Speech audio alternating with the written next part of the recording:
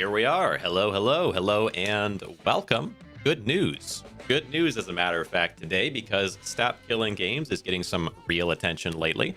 I wanted to kind of go over some of that. I will have timestamps below because there's sort of a lot to get to. So I'll throw in some timestamps if you're watching after the fact to get you around to different videos, different topics. But it is a nice thing to see. I saw a couple days ago, that Mutahar had put out Stop Killing Games, a new video on it, which is kind of exciting. I did watch that one already. We're not going to go through it necessarily. It felt a little bit like retreading ground we've already sort of gone over. He made videos back at the prior time talking about Stop Killing Games. So, but I'll talk a little bit about what he said in the video. But also, PirateSoftware just can't help himself but make himself look bad when it comes to this situation, and I don't totally understand why this was a situation. Like, when it came to this stuff, PirateSoftware, the drama with that and Stop Killing Games, I covered that pretty extensively. If you want to watch it, I guess I'll throw a link in the description as well. But mainly the focus of what I didn't like about PirateSoftware at the time was that, well, maybe some of his arguments could have been right or couldn't have been right. Some of them definitely weren't right, but some of them might have held some water, you know? He posted this thing under the video, which sort of went over each of his breakdowns of his arguments, and a lot of them were easier enough to dismiss, in my opinion. But, like, okay, fair enough, laying out your stuff. There was a particular argument he made about the validity of Ross and his arguments, and sort of invalidating Ross as, like, the one running or leading the charge for Stop Killing Games. Again, I went over all this stuff in a video previously. I'll throw it in the description, but I just really didn't care for this, and I felt like no one else was covering it at the time. So that's kind of like background. I've talked about this stuff before, just to go in and say that. Anyway, time has passed. 10 months, as you can see, right? It's been long enough. PirateSoftware realistically could have just never talked about it again, and no one would really, you know, some people would care, but for the most part, no one really cares. It wouldn't have gotten major attention. But here we go. Mutahar throws him into a thumbnail, but I would say doesn't really overly talk about this part of the situation. He talks a little about it, but, you know, it's not like the focus of it. For the most part, this video is just a solid video on the initiative, kind of going over the importance of it and what it's doing and so on. And I really appreciated the video. I wouldn't say it was like really drama focused, let's say. And I would say things changed drastically after that, which we will get to. But I looked at that video, I watched it, kind of made a little joke to myself. Yes, the thumbnail, yes, because it's got PirateSoftware big and front and center, and I really feel like no one covered that extensively when it was going down. But more seriously, you know, gave him some, like, oh, good job, I'm glad you're doing this because Stop Killing Games is important. Yeah, the drama's not as important as just getting this thing passed, and I appreciate the talk about it, right? So just sort of left a comment like that. And then this drops. And then this drops from Penguinz0, who I don't know if I think he probably has opinions on it, but I don't know that he actually specifically talks about Stop Killing Games much, up until now at least. And so I watched this kind of changes things, right? This is a big thing where a much bigger creator is talking about this stuff. So we're gonna go ahead and watch that, chat about it, see what we think. But all right, here we go. And I will... This is right here, pal. Huh, tough guy. You feeling lucky? Yeah, that's right. Spirit fingers. Do you know why? Because it's been about 30 hours since I last slept, and I've done 3 different intros, all of which crash and burned, and I am off my gourd, so now I'm going wacko mode.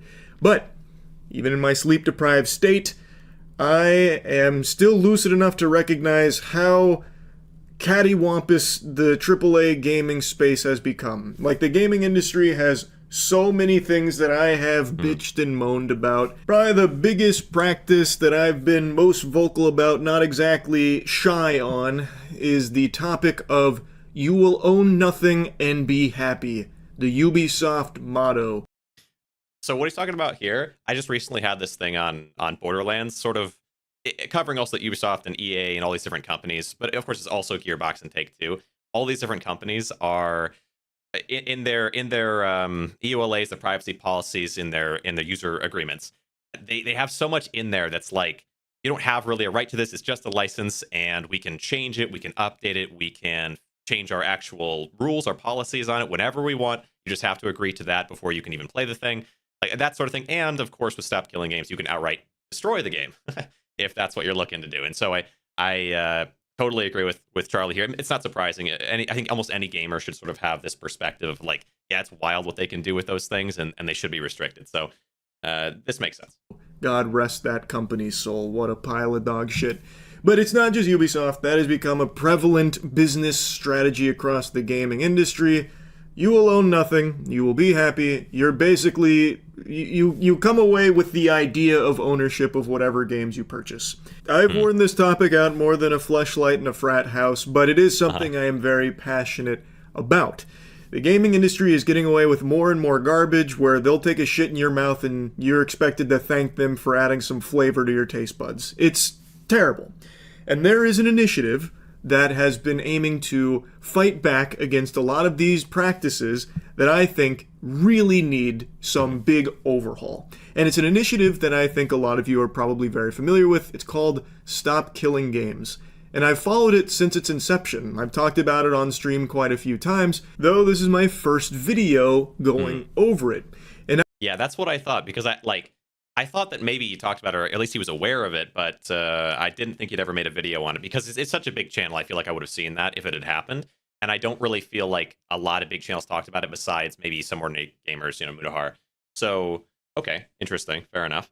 Yeah, when it comes to this initiative, I feel like it's kind of, for me at least, which is not for everybody, there's probably other initiatives that exist out there for other people that they would look at as like, and then many people don't have any initiatives they can think of that are like this. So, like, but for me, it's like, Stop Killing Games is an initiative fighting to restrict corporate overreach, essentially, especially within the gaming sphere. And the more that can happen, the more initiatives that there are like that, the more attention that sort of thing gets, the more likely it's going to spread to other things, in my opinion. Things like, like Google even, for example. Like I'm on YouTube here, but I'm aware that these things exist everywhere, right? They exist in Steam, they exist, and I like Steam more or less, but it doesn't mean that like it's okay to have these sorts of policies. And to not have them restricted in some sort of a way, to be able to just basically steal from people or to change your rules or whatever. And so I look at this, I think there's a lot of people with sort of a doomeristic output that are really like, there's nothing you can do about it, it just is what it is, so just accept it or go out and live in the forest. I don't fall into that. I'm very much like, there is a way, and I know that there is a way, and I'm aware of it. It's a really nice thing, I think, as a consumer, to be aware that there's people pushing for this stuff, that it can make change. Like with the Apple iPhone cords, that now they don't have their own specific cord, like that kind of thing, passing and changing in the EU. This is just another example of that. So yeah, more attention to this is great. And I regret that now because I see it wasn't going as well as I thought it was. Admittedly, I didn't follow how successful the initiative was, only that it was aiming to do good for consumers, and that it was taking proper steps legally to get there, and it was going through all of the right channels. And now today I watched a video from the guy that's spearheading this. His name is Ross. He posted a video called The End of Stop Killing Games, where he's giving an update on where everything's at and how it's kind of at the finish line here with a lot of failure to show for it, with only a few other chances to fight back. Now, before getting into the weeds on the topic, I want to get this in the beginning because I imagine the vast majority of people won't watch the whole thing. I'm putting a link to the full video on Stop Killing Games, as well as a link to where you'd go to help support the Stop Killing Games initiative, because there's only a little bit of time left for the most important parts of it now that it's at the end. So if you know what the movement is and want to support it but didn't know where, the resources are in the description, or if you want to get it right from like the source, I have a link to his video. But I want to go into it myself here because it is a topic that I do feel very strongly about. But for those that don't know anything about Stop Killing Games, I'm going to let him explain it in his own words, so that way you can get an actual, correct, informed explanation of what the initiative is. And the reason I say it like that, kind of like fucking all, pinky out, snooty, is because a lot of people don't even really know what this is because of people like PirateSoftware completely misrepresenting what the initiative was. As a refresher, Stop Killing Games is a consumer movement to stop publishers from effectively destroying video games they have already sold to customers. I'll pause right there. The simplest, bare bones, birthday suit, butt-ass naked explanation for what this is. Stop destroying things that people have paid money to own. Yeah, I've had so many arguments, I think, like within my comment section with Borderlands, especially with that topic of them changing the policy after purchase, where it's like, there's so much like, oh, well, it's normal and every company can do this. And it's like, yeah, it kind of sucks to see that stuff because, or where they're kind of misrepresenting what the actual issue is, I guess. It kind of sucks to see that stuff because it's like, we're all consumers. We all should want a world where companies can't do these sorts of things. And there are people pushing for that. And then you just have these kind of I don't know, keyboard or whatever. Like there's just these types of people that are just out there just sitting around like, oh, what does it matter? You know, Gaming Jesus calling out Gaming Judas. Yeah. I mean, this is crazy. This is good stuff though. I don't know. He hasn't talked about the Pirate Software stuff yet within this video, but I would imagine he'll at least brush on it in this one. I know there's another one where he gets more into it. But yeah, like with the Borderlands stuff, and then and like you mentioned, the thing you mentioned earlier about like the initiative kind of failing or that it wasn't going well, and things have kind of turned around. It seems like things have turned around quite a bit recently. We'll see how it actually plays out in the long term. But it was it's kind of if you go in the Discord, the Stop Killing Games Discord, a few days ago, which is hard to get to because there's so many messages now because people are so like actively thinking about this stuff. But a few days ago, people were like, yeah, it might not make it, but you know, like there's still sort of a positive. Like there's certain people who are like, hey, just popped in to kind of see how things were going, or I totally forgot about this thing and then I saw some video and I'm just here to like, oh, you know, I'm surprised this still even exists because I totally forgot it even existed, or I thought it probably failed by now. Like there was that sentiment. There was sentiment around like, well, maybe if we can get it out at least to a certain extent, you know, it's nice that it got this far. There's some sentiment still of like, okay, well, even if it doesn't pass, it still brought all this attention to it, and it could still get in front of somebody. Like this might still, it doesn't have to hit a million, you know, maybe it won't hit a million, but it'll still have this effect. A lot of that type of stuff. So no one really saying like, oh, it's going to make it there. And it feels like right now that, the tides are turning a little bit because someone like Charlie, for example, nobody of his size made videos on this topic before. So yeah, we'll kind of see how that manages. But yeah, the change, the turnaround, how quickly that's turned around. And yeah, the doomerism that existed there for a hot second, definitely real. It is up drastically due to the drama. Yeah. So it, you know, it might really go somewhere. And I think there's probably gonna be a lot of people talking about it, but yeah, we'll see, right? We'll see. I want to, but even if it doesn't, you know, make it all the way there, this is the second like really big push online that I've seen where people are aware of it, and that's honestly such an important thing. Like it's not just about whether or not it passes; it's also about, I think, consumer awareness. Like, of course, it should. Like, it passing is a big deal. It's a very important thing, and like Ross has said at different points, if it doesn't pass, like, will there be another big attempt like this? But I think the odds of there being another big attempt are higher with more consumer awareness. So, you know, I'm glad this is happening, whether it passes or not, even though I hope it will. But all right, here we go. I think that is a very understandable, very reasonable take. Very agreeable. Now I want to quickly jump to a different spot in this video because I think it's important to have this in the beginning because it's something a lot of people have heard that comes from someone that is just wrong about it. It's the Pirate Software portion. Ross is addressing the video Pirate Software made many months ago. Ross even says that he didn't plan on doing that because he didn't want to be seen as using this for drama farming because it would start to make the movement look less of like a legitimate initiative and more of just like drama slop content type thing. But he finally starts talking about Pirate Software here because it's at the end of the life cycle of this initiative and it's not looking promising, so he's willing to do anything to try and set the record straight and hopefully start getting more momentum back to the movement because the damage Pirate Software did to it through his video was substantial. This video came out right as we were building momentum. Then, except for one boost in Germany, the signatures started drying up like clockwork. Ford does not understand what Stop Killing Games is. Here it is in his words. So for those who don't understand, the Stop Killing Games initiatives is basically, we don't want single-player games. No. To have DRM. No. Yeah, well, that was a big thing. I mean, I think because I was listening live to a lot of, well, live, you know, I was listening to the different arguments that Pirate Software was making at the time. And I remember like piecing apart, okay, this argument, like, what do I think about this one? It's like, okay, well, this is just, this part's not true, but then, well, like just flat not true. Because there's a big difference between something just not true and like I guess, well, for one, there's a difference between lying and just not knowing. There's also a difference between something that's not true, but it's like an argument you could make versus something that's just like false and it's not, like, there's no accuracy to it. So Pirate Software had certain things he would argue about the cost of Stop Killing Games, like how much this might cost for developers.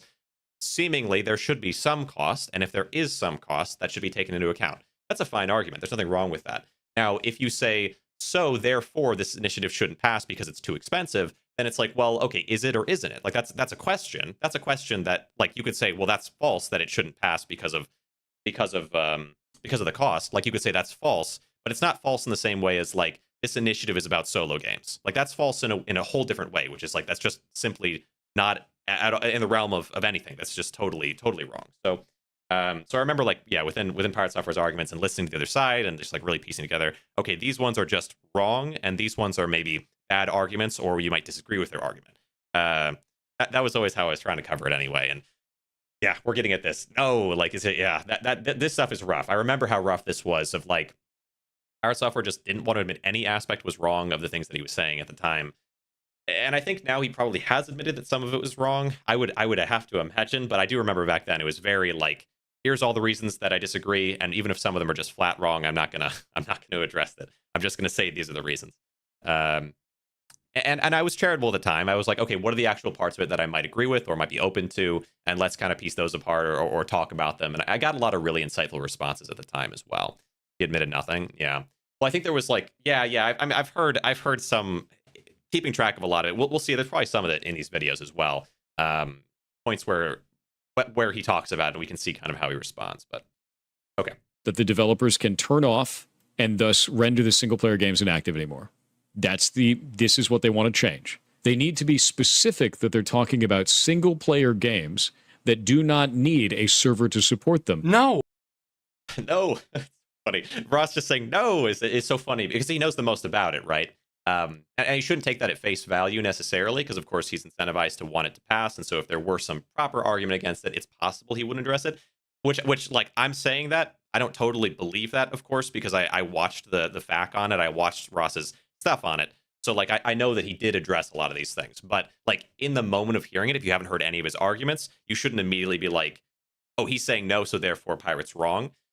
But then you go and watch the FAQ, then you go and watch some of the other stuff he's put out on it, then you get yourself more informed, and you're like, yeah, this is kind of crazy what Pirate Software is saying, of just making statements. But at the time, it was just making statements, and at the time, he could have backed off of these statements too. Like at the time, and this is something that's been frustrating to me since this whole thing happened. Was he really, like, Pirate Software really at any point could have just said, like, I thought this was it, and it wasn't. Easy, right? Easy. And maybe some people would be mad, because it's like, oh, you might have hurt their, but, like, that would have been nothing. It would have been nothing. Anyway. The person you would think would help the initiative was big part of its downfall. I don't know if it necessarily, like, so one thing is the initiative hasn't necessarily ended yet. Like, it's not over. So it's gone from, it was at, like, 480,000 votes or so, and now it's at like 550 something, and that change happened in the last like day or two. So I don't know if it's fair to say like, to think of it as ruined or over. I also, something that's always going to be true is I don't know how much this contributed to it. Like could it have grown better and faster and reached like, let's say, some big companies and done well in that way? Maybe. We don't know for sure, but that's like the thing that Pirate might have stopped, was by adding drama to it. It meant that some of these deals that would have happened with Heineken or whatever, with some of these different companies, where you would have gotten this big plastered, stop killing games, this is what it's about, like this push that could have happened didn't happen. That's the actual downside. How much maybe the drama is contributing to its growth as well, like it's hard to factor all these things in, but definitely Pirate Software had no intention of helping it grow, and it was actively trying to hurt its growth. Whether or not that ended out boosting in some ways and declining in others is another topic, I would say. But and as much as they want it to be about specifically games where it is a single player game that has always online functionality, it would impact every live service game that exists, instead of just targeting single player always online games. No, that's not what it is. Stop Killing Games includes single player games, but nothing about it is specific to them. He completely made that up, and I have no idea where he got that impression. It's the first line on the website. Stop Killing Games is a consumer movement started to challenge the legality of publishers destroying video games they have sold to customers. But the movement includes all this stuff from earlier, and he was mostly talking about the initiative. He didn't even get the Cliff Notes summary right. He missed all the QTEs and got the bad ending on understanding the initiative from the jump here. Ross is correct. Yeah. This has nothing to do with just single-player only games that require an online connection, that when the online connection is severed, you lose access to the game. Like, yeah, that is included in all of this, but that's not like what the whole movement is about. And for some reason, Pirate Software is stun-locked on that, like fixated, as if that is the actual like meat and potatoes of Stop Killing Games. They need to be more specific in their language about. This coverage is so like finally, because I remember I think Pyrocynical covered it. There weren't a ton of people because it was like drama content. It wasn't seen as like this big important thing for gamers by very many people. It was like just people who covered drama type stuff at the time. And so I remember I think Pyro talked about it a little, but like just like he did actually care about the initiative, but his coverage of Pirate Software's end was just like, and people have said that Pirate Software did some bad things. And well, who knows really? And then just sort of moved on. I miss I miss remembering exactly, you know, or like miss saying exactly how it was. But I remember being kind of frustrated by that because I generally like Pyro more or less, and so it was kind of sad. It was kind of like, why are you saying that? Why? That's just not. It's just you just look into it a little bit or don't talk about it. I guess it's kind of my perspective. But you know, okay, it is what it is. I just remember at the time, like people that covered it were just skirting around the issue so much and saying like, I've heard that you know there was some crazy stream where he talked about where Pirate talked about this whole situation and you don't even need any of that. Anyway.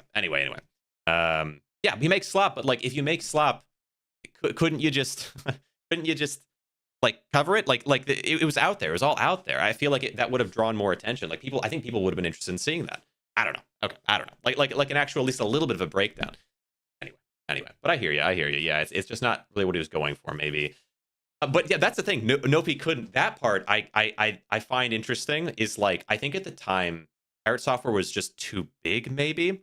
Like Pirate Software was so like I remember people talking about like, oh, he's like the biggest creator on Twitch, and he's getting these massive streams with these so many people, and he's talking to all these important people, and it's like, yeah, like he was kind of bigger than everybody in a way, like all of a sudden because of YouTube Shorts, really, I feel like. But anyway, you know, it is what it is. I don't know what their reasons were. I can't read minds, but it just it hurt to watch no one really cover this. And this exactly was just so out in the open. What Moist Crystal was talking about here, where Pirate Software was just wrong initially, and then repeated it a bunch, and then was corrected on it. Like all that part's true. And like I've maintained from the beginning, I understand people will still be mad probably at him for like being wrong, maybe, whatever, like some people. But I think like 99% of people, if he had been like, you know what, I thought this because I'm used to the US and that's how I understand it, but that's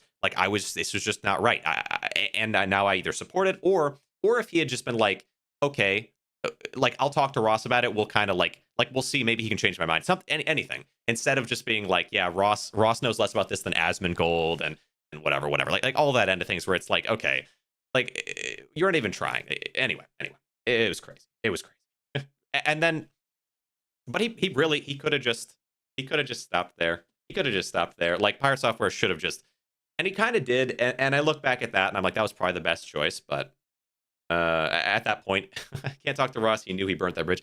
Well, I don't think he did. I think Ross would have been willing to talk to Pirate Software, talk it out, and it's actually said it like so many times. The issue was that Pirate Software said like different things of like Ross isn't worth talking to. That like, and maybe Ross wouldn't have talked to him, but I'm pretty sure he would have because he said that he would have so many times.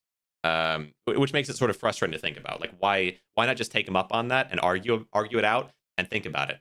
But that probably would have gone crazy. Ross would not how the Thor looks at it. Yeah. Oh sure. Yeah.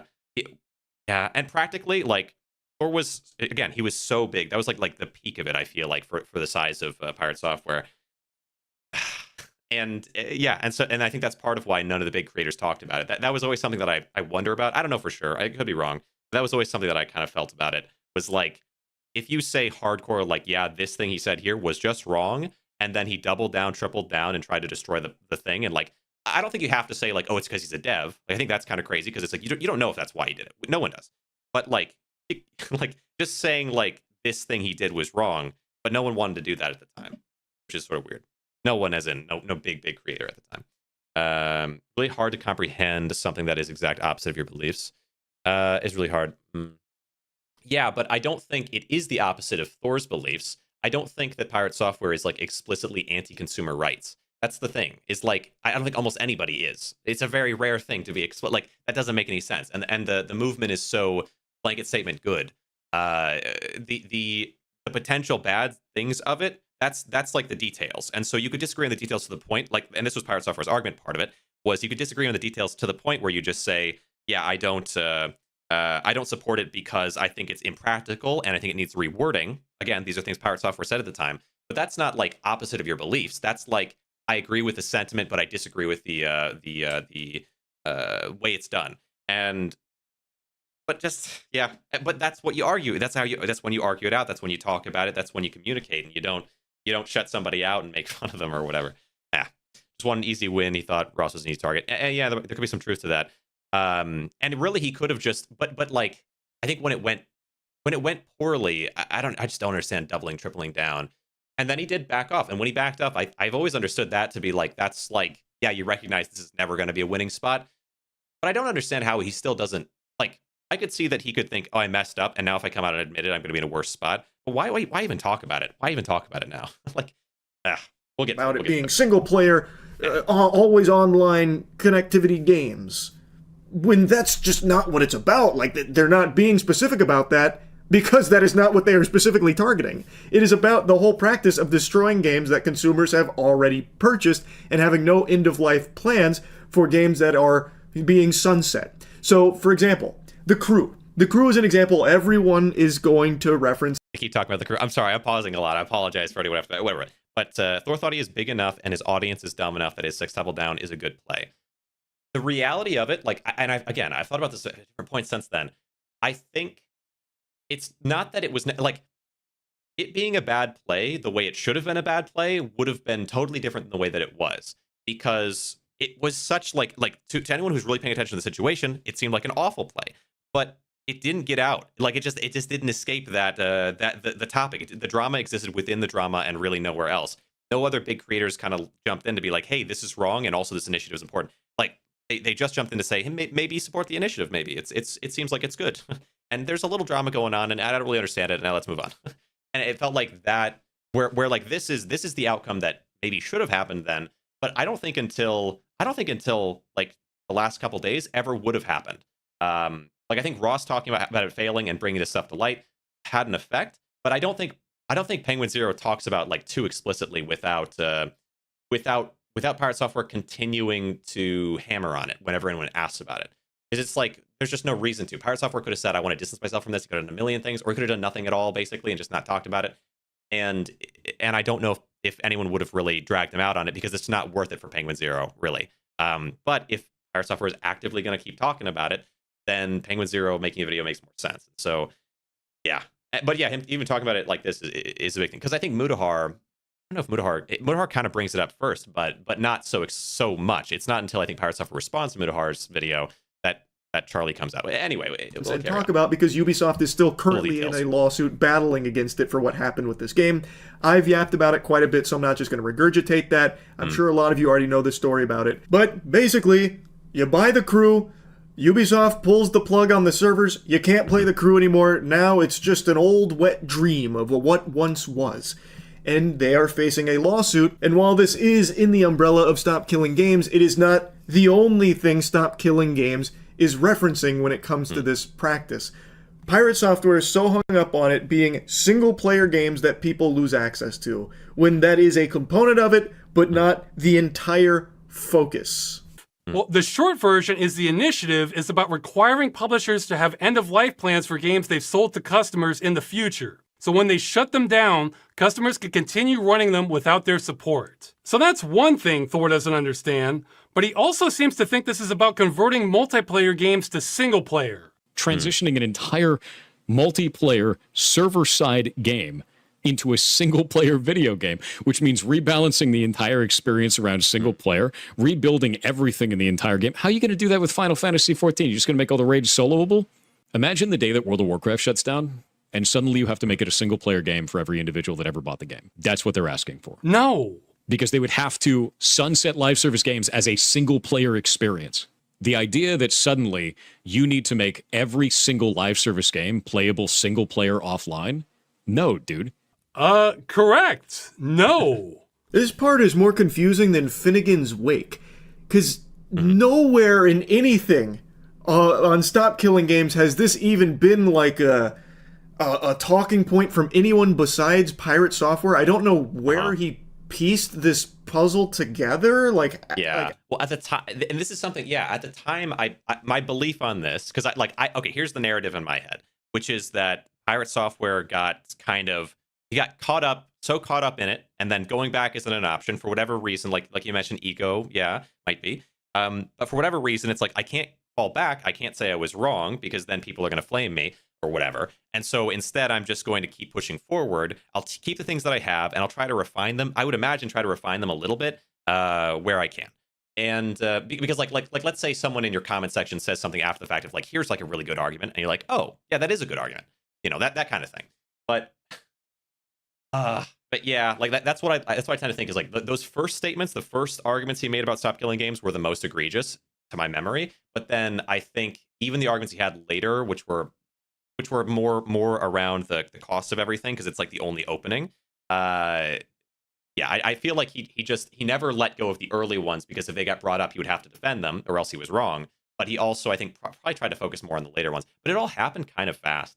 I don't know. Like, I wonder if currently, if he was asked about these things, if he would say the same points or if he would use different points. Because I do believe he would still argue that he was right, but I wonder what points he would make now versus then.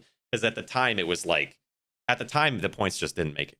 It just didn't add up. It didn't make sense. And it wasn't, and I feel like then he dropped it. So yeah, I wonder if some of those points would be a little bit less on his mind at this point, right? Because there was really just one possible good point, which is cost. Like the rest of the points were just silly. We're just wrong. Yeah. I don't get it.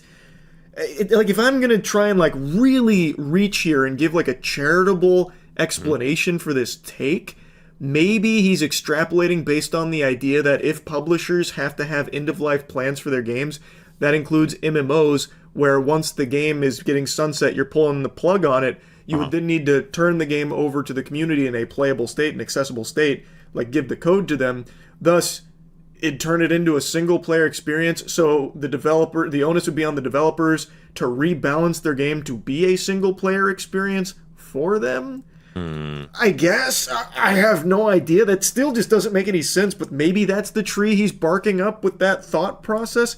I really don't know, because Stop Killing Games at no point ever says any of these multiplayer games need to be converted to single player. That really is outlandish. And the more I think about it, like, the more nonsensical it becomes, because even in Pirate Software's hypothetical fanfic there, why would the developers need to rebalance the game? They would just turn over the code to the community and just it'd be in that state. They're no longer responsible for balancing the game. That's the whole point. They're not indefinitely supporting it. They would just be responsible of leaving the game in an accessible state to the community while they would shut down the servers on their end. Like, they wouldn't need to go back through with a whole development team and, like, tweak the game to be single player compatible. It just doesn't make sense. Like, I really do not understand that one.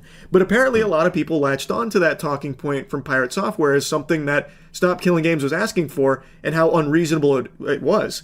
Which, if that's what Stop Killing Games was asking for, it would be unreasonable. But that's not what it's asking for.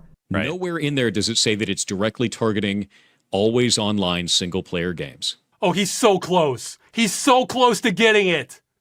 It is vague, and because of that, it will impact... He never has that light bulb moment. Well, he is correct in that statement. It's almost as if that's not what the initiative is asking for. I know this part is once again just reinforcing that he doesn't know what the Stop Killing Games movement is about, but I have to just show you this because it is so fascinating, because he himself literally calls out that Stop Killing Games at no point explicitly mentions single-player always-online games or anything like that. And for some reason, instead of following the breadcrumbs that would naturally lead him to the conclusion of, oh, maybe I misunderstood, maybe, because it's absent here, that's not what this is actually about. Instead, he uses it as a criticism against the Stop Killing Games initiative entirely, saying it's just too vague, it's way too vague. The reason it is not explicitly stated there is because that is not what the whole initiative is about. It is not specifically targeting that thing that you keep saying that it is. I don't know how that never clicked. But those were his streams with a smaller audience. What does he say in his big YouTube video with over 1 million views that he had time to research? If we're trying to kill off the practice of Developers putting together a live service game, pitching it as a single-player experience, and then taking away support in the future.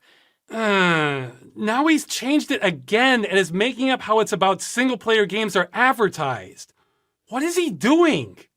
It needs to be specific about the business practice it's trying to defeat, which is specifically companies that are doing this under the guise of it being a single-player game, but adding online-only functionality that is not necessary and doesn't add any gameplay elements. That's the problem. No, that's not it at all. This is a really strong section from Ross here because the clips that you saw moments ago were from his stream.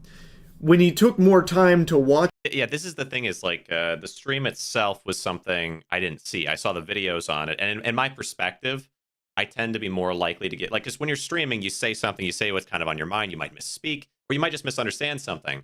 But it also tends to reach a much smaller audience, and that same audience, a lot of the time, if you put in time and effort to create a video that is formed and has, like, more thought put into it, and you have slightly different messaging in that, I think that's fair because you might have researched it more than in the moment or during a stream when you see something. That's reasonable to me.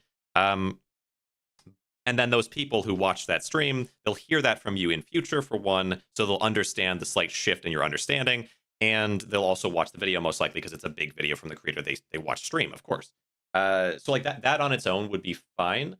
It's just that even when he made the videos, he still didn't really understand what the initiative was about. That's kind of more, and so like I would give him more of a pass with the stream itself. But then one problem with a lot of that is that it all happened in the span of only a few days, or maybe like a week or two. So it wasn't like something that was spanning. I don't think like a lot of these arguments from PirateSoftware spanned a super long time. He put out those videos very shortly after the stream, and then like the first one was out, and the second one was out within a few days, I believe. And then it was like just radio silence. So. Yeah, anyway, because it all happened so close together, I don't think his understanding of it probably grew enough to be able to really address the situation. And then he didn't continue talking about it once his understanding could have grown even. So, potentially reasonable, pretends to be a game dev, actually a huge weirdo. Yeah. Well, okay, so something with a lot of that stuff, like you mentioned, he's a co-owner of a live service game. I think it's fair for as like a consumer for you to look sideways at somebody that is invested personally in a situation and then also has strong feelings that are in support of like their end of that situation. Like that's reasonable, I would say. But also personally, I guess also a consumer. Like I'm not a mind reader. I don't know totally. Like for me, when I'm looking at this situation, I understand that PirateSoftware's reputation is going to take it, and did take a big hit from doing this stuff. So I'm like, why? Like it's not. It doesn't, like, that part doesn't make sense. So we're saying it's like a monetary reason. If I look at the monetary reasons, I'm like, okay, what a massive monetary mistake. What like this is calculated? Do you think so? Like, do you think that this is going to be a net positive? This sort of thing. And you could say that maybe he calculated it and didn't understand the pain of what was going to happen as a result of his actions, or the like the reputational hit that he would take. Maybe. Thought he would win, but what about now? Like, why is he like? Because my understanding is that Software even now is still going on about like how he's right and so on. Like, is there not a point where it's like, well, hold on, like one of the most respected people on the platform is coming out and saying that this is dog water. He knew about the movement is about. He just thought he could fool enough people. At this point, he isn't thinking rationally. Yeah, well, I mean, I feel like he wasn't thinking about it too rationally, maybe from the beginning. But like emotions make you not rational. So I feel like his response, like a lot of this stuff, boils back down to like emotional responses to getting flack online. Like that, to me, that explains a lot more of his behavior than like a very like, oh, you know what I'm going to do is I'm going to stop this movement from succeeding. Like a big creator talking about a movement like that is just not a good idea if you don't want attention to go to it. That rationally makes no sense. You don't come out against something. I don't think so. I don't think you would come out against it. Right now it is. I don't think it was rational at the time either. I think that's a misunderstanding, because if you look, I mean, okay, I have a video on the whole topic already, I guess, and I talked about it in a stream, but like if you look at his actual responses at the time he was doing this stuff, he had like a 10 plus paragraph thing where he talks about each of the individual points that he's against. And I want to say like 5 to 7 of those points were just like, people are being mean to me in the comments and I don't like you, like it was dumb. And that was within days of this stuff happening. So yeah, I don't know. Like, like that to me is an emotional response. If he was like very calculated, he could have come out with like here's the breakdown of all these different things, and he could have been compelling too, because he could have just said the cost is going to be high, like that point, and he could have hammered in on that point, and I would have been like, yeah, okay, and he could have been like, and the approach, like there was, he could have had one topic, one point that's just about the comments, but and that would have been okay, just to be like, and also maybe, you know, lay off a little bit. I'm just doing my best here. Like there's so many ways to pretend to be reasonable in situations like this. I don't think he was pretending to be reasonable at all. He doesn't look reasonable during any of this stuff. It doesn't come across that way. And so, like, I think a calculated thing with, it'd be like a YouTuber apology or something. Like he would have, I don't know, he would have done things, because there's ways for people to do these sorts of things, and I don't feel like he was doing them in the way he could have been. And so it makes it feel just like a big emotional response. Like, honestly, I could believe that at the very beginning he sees this thing and he has a negative reaction to it because he misunderstands what it's about. Like, that's what happened. I don't like, or you could, like, from this perspective where it's all calculated, that isn't what happened. From that perspective, he like did his market research and he was like, okay, this thing is going to harm my you know, my money in this or that way, and then here's exactly what I'm going to say that'll convince people. I'm going to say this point and this point and this point and this point. Why would you leave in points that are just so inaccurate that like it take almost no time at all to like refute them? Instead, like there were points he could have made that could have convinced people that wouldn't have been super easy to push back against. But he didn't really he didn't focus or hammer in on those. So I don't know. My belief on it is that he probably had a negative reaction initially with points that are reasonable without any research, but are not as reasonable if you've done any research. And then once that happened and people pushed back on him, then he responded reactively and emotionally. That's you know, we can disagree on it. But no, I don't believe almost any of it would have been like market research of understanding of how this is going to impact my company as a live service company. If that were the case, I would have done market research on like how the heck it actually works and what it's going to do, and then I would have found like some way of combating it. I don't know. Watch it and digest it. He still came back in that video misrepresenting it. Like it never dawned on him. Like on last thing, like when you say because he thinks he can do the propaganda route due to him having a higher viewer count, my answer to that is that like he can, absolutely. I totally think he could have succeeded. Like you could say he succeeded by harming the movement to a certain extent, but he could have succeeded without almost any flack to himself by just hammering in on but anyway, on specific points that actually make sense. Stream, you could write it off as like, oh, he didn't grasp it at the moment, maybe later on he did. Well, then he made the video where he still was talking about things that are just not what Stop Killing Games was about, and this was the one that really blew up and really started to kind of dismantle the Stop Killing Games momentum. If we don't like the idea of live service games as a whole, I get it. Don't play live service games then. Don't agree to those terms. No, he's getting a new thing wrong now.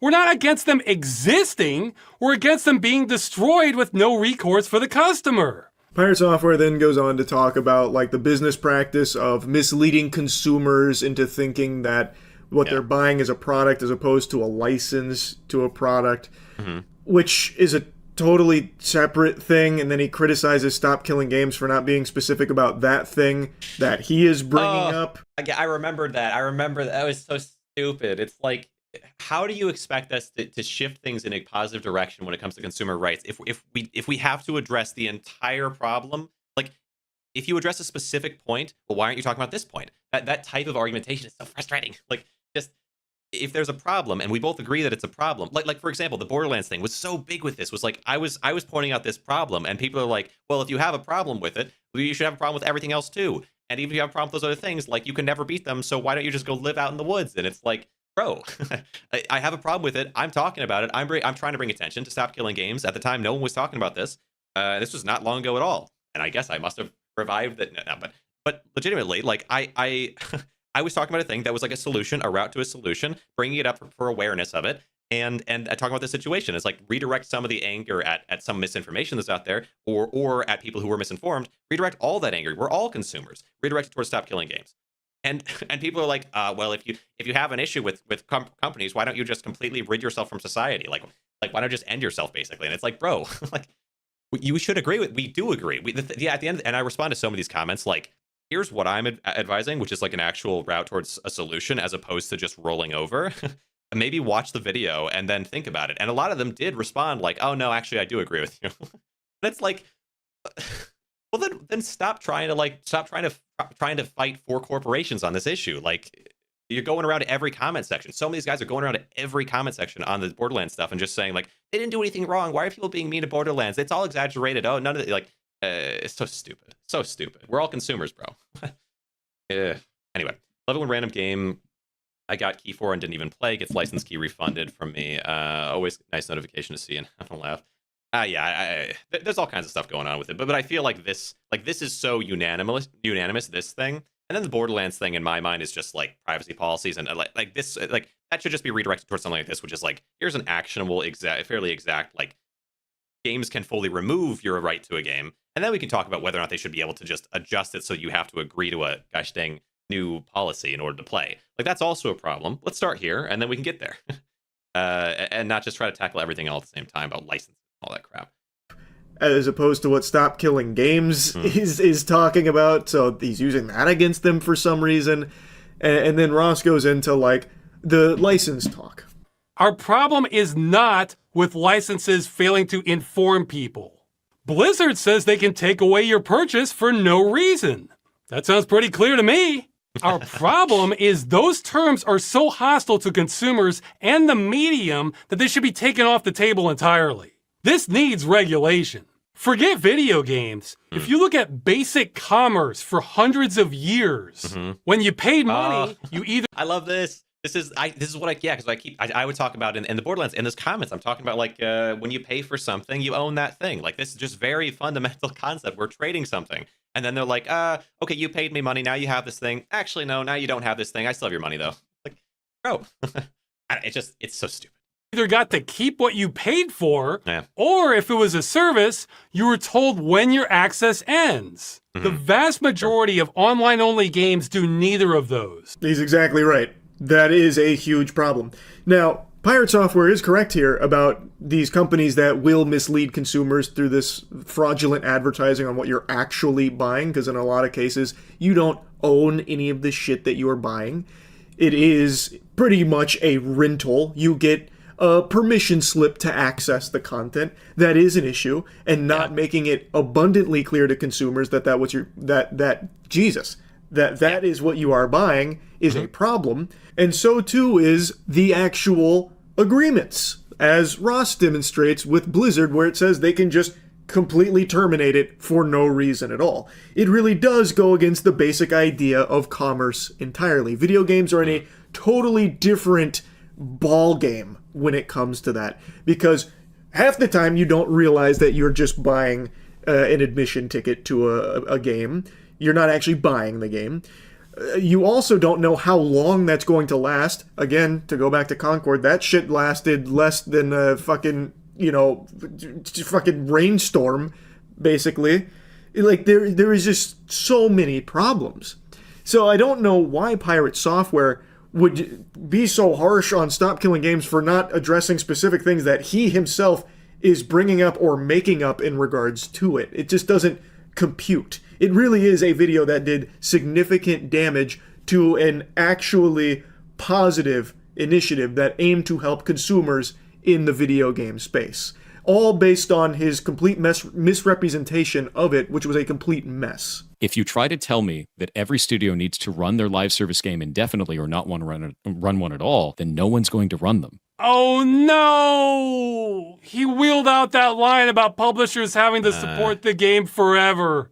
He was literally watching the video earlier where it says it won't do that. That's so funny. That's so funny. Yeah. Well, okay. So the thing just now, the problem is that, and this is why like language is so important. It's something, gosh dang it. The Borderlands stuff is recent. That's the only reason I'm talking about it so much. Because there were so many comments about like I guess so many comments that are kind of mixed up. They don't like, they're like, okay, well, if this is a problem, then this should be a problem. And if you're going to do this, you need to do that, whatever. Like this sort of thing. It's frustrating because you see people misuse language in one way or the other. It's on both sides. It's not, and I'm not like both sides like let's walk along the fence here or whatever. I'm saying like I'm very firmly on the consumer rights side and against what PirateSoftware did in this situation and against what Borderlands what Gearbox / 2K and whatever like that their kind of operation, as well as Facebook and Meta and Google and like all these companies. The way they operate is not good. So like I'm very firmly on that side, but there's always someone who's further. And a lot of the time, the people, in my perspective, the people that are further on either side, it's sort of like a battle of language. So the people that are really far on the one side, they'll talk about things, they'll just exaggerate it like 10 steps past where it actually is, even though it's bad. And then the people on the opposite side will be like, look at all these people, they're crazy. None of this stuff is true. You're being lied to. And it's like, yeah, you're being lied to, or people are just misinformed or whatever. But like that doesn't take away that there actually is an issue to speak of. There's this central issue. So yeah, it's frustrating. That stuff is frustrating. And I was like on the consumer perspective, because like when you're talking about content creators, there's this whole other side of like making money and trying to like market something and trying to say something in a specific way to like, I don't know, to aggravate people. Like there's these things that can happen that can come in the way of I guess honesty. But like with content, with people in the comments, it's like these are just random people who are saying their mind. And a lot of these people, like on the one side, they'll talk about spyware, they'll talk about getting root access to your files, and that all these, like all these things that are like, that's really bad, but that's not really what's happening in this situation. That might be a concern, and definitely personal security is an important thing to try to limit the amount that that companies and scam companies as well are trying to get access to your files or to your computer, whatever. Like trying to be safe is always great, but the actual issue at hand is that they're doing this fully legally. It's not a thing where they're trying to steal your files. It's a thing where they're collecting your data and selling it. It's a thing where they're maintaining the rights to the things that you buy. It's a thing like these are let's talk about these things. And so I find like, yeah, in those comments, it's like all these people who are like, they're doing this thing. And I'm like, hey, I agree. This stuff is wrong. But here's really kind of what's going on. And so anyway, yeah, some of that stuff is just frustrating. On the one side, like that's one thing. It's like you could like, for example, let's say Thor were on the opposite side of the Borderlands stuff.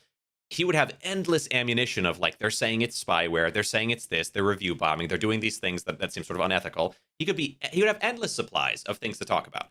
And he would still be wrong, right? Like he could be correct about a million different things, but he'd still be on the wrong side by being anti-consumer, like when it comes to the Borderlands situation. So it'd be the same thing sort of here. It's like, you're pushing back against this. It's fine to disagree with elements of it. And it's like, but that like, anyway.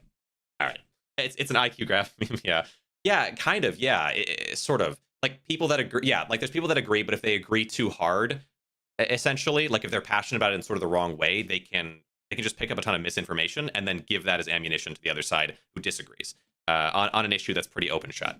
So like that's why language is so important. Like let's all understand what the issue is as well as we can, or else we'll say something that's just wildly wrong, and then it'll be like, oh well, that side doesn't seem reasonable because they're just basically lying.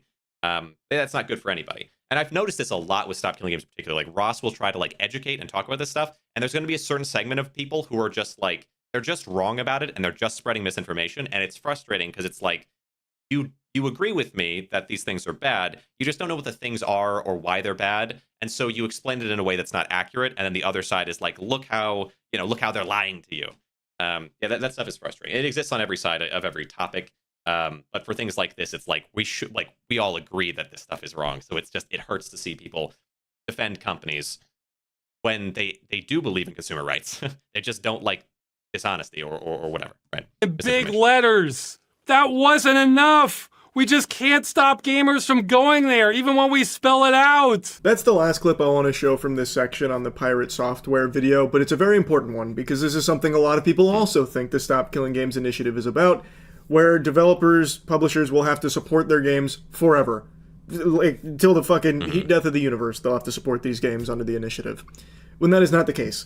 It is very simply asking that when the game has reached the end of its life cycle, the publishers, developers don't want to work on it any longer, to turn it over to the community to still be in a playable, accessible state so the product can still exist.